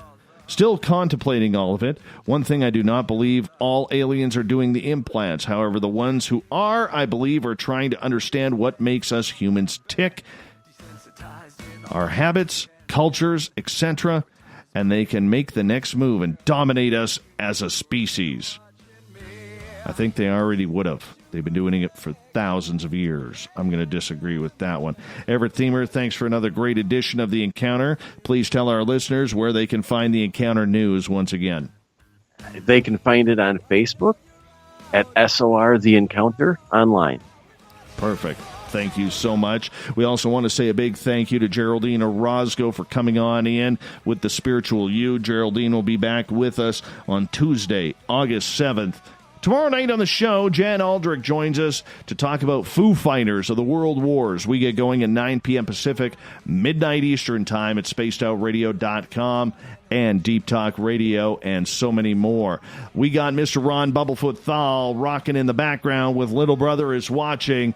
Bumblefoot is the official music of Spaced Out Radio, rocking us in and out of every single show. Get your horns up for the guitar god himself. Special thank you to everyone listening in at home, in your cars, at work, wherever you may be. A big mentioned thank you to everybody watching and listening on Spreaker. I apologize to the Periscope crowd. We're going to try and get that figured out for tomorrow night. Spreaker, I may have a new nickname for you. You guys are like the lounge, the SOR lounge. We're playing in the background and you guys are chatting, having a drink. You did fantastic tonight. Twitter at hashtag Spaced Out Radio, and to the Veterans Club, the SOR Space Travelers on Facebook. Thanks for sharing the show. Thanks for telling your friends, doing your part to make us bigger and better every single night. You put the pressure on just so right. Because together, my friends, we own the night. I will talk to you in 21 hours from now. Mr. Bumblefoot, we need a favor. We need you to take us home. Have a good one. See you tomorrow.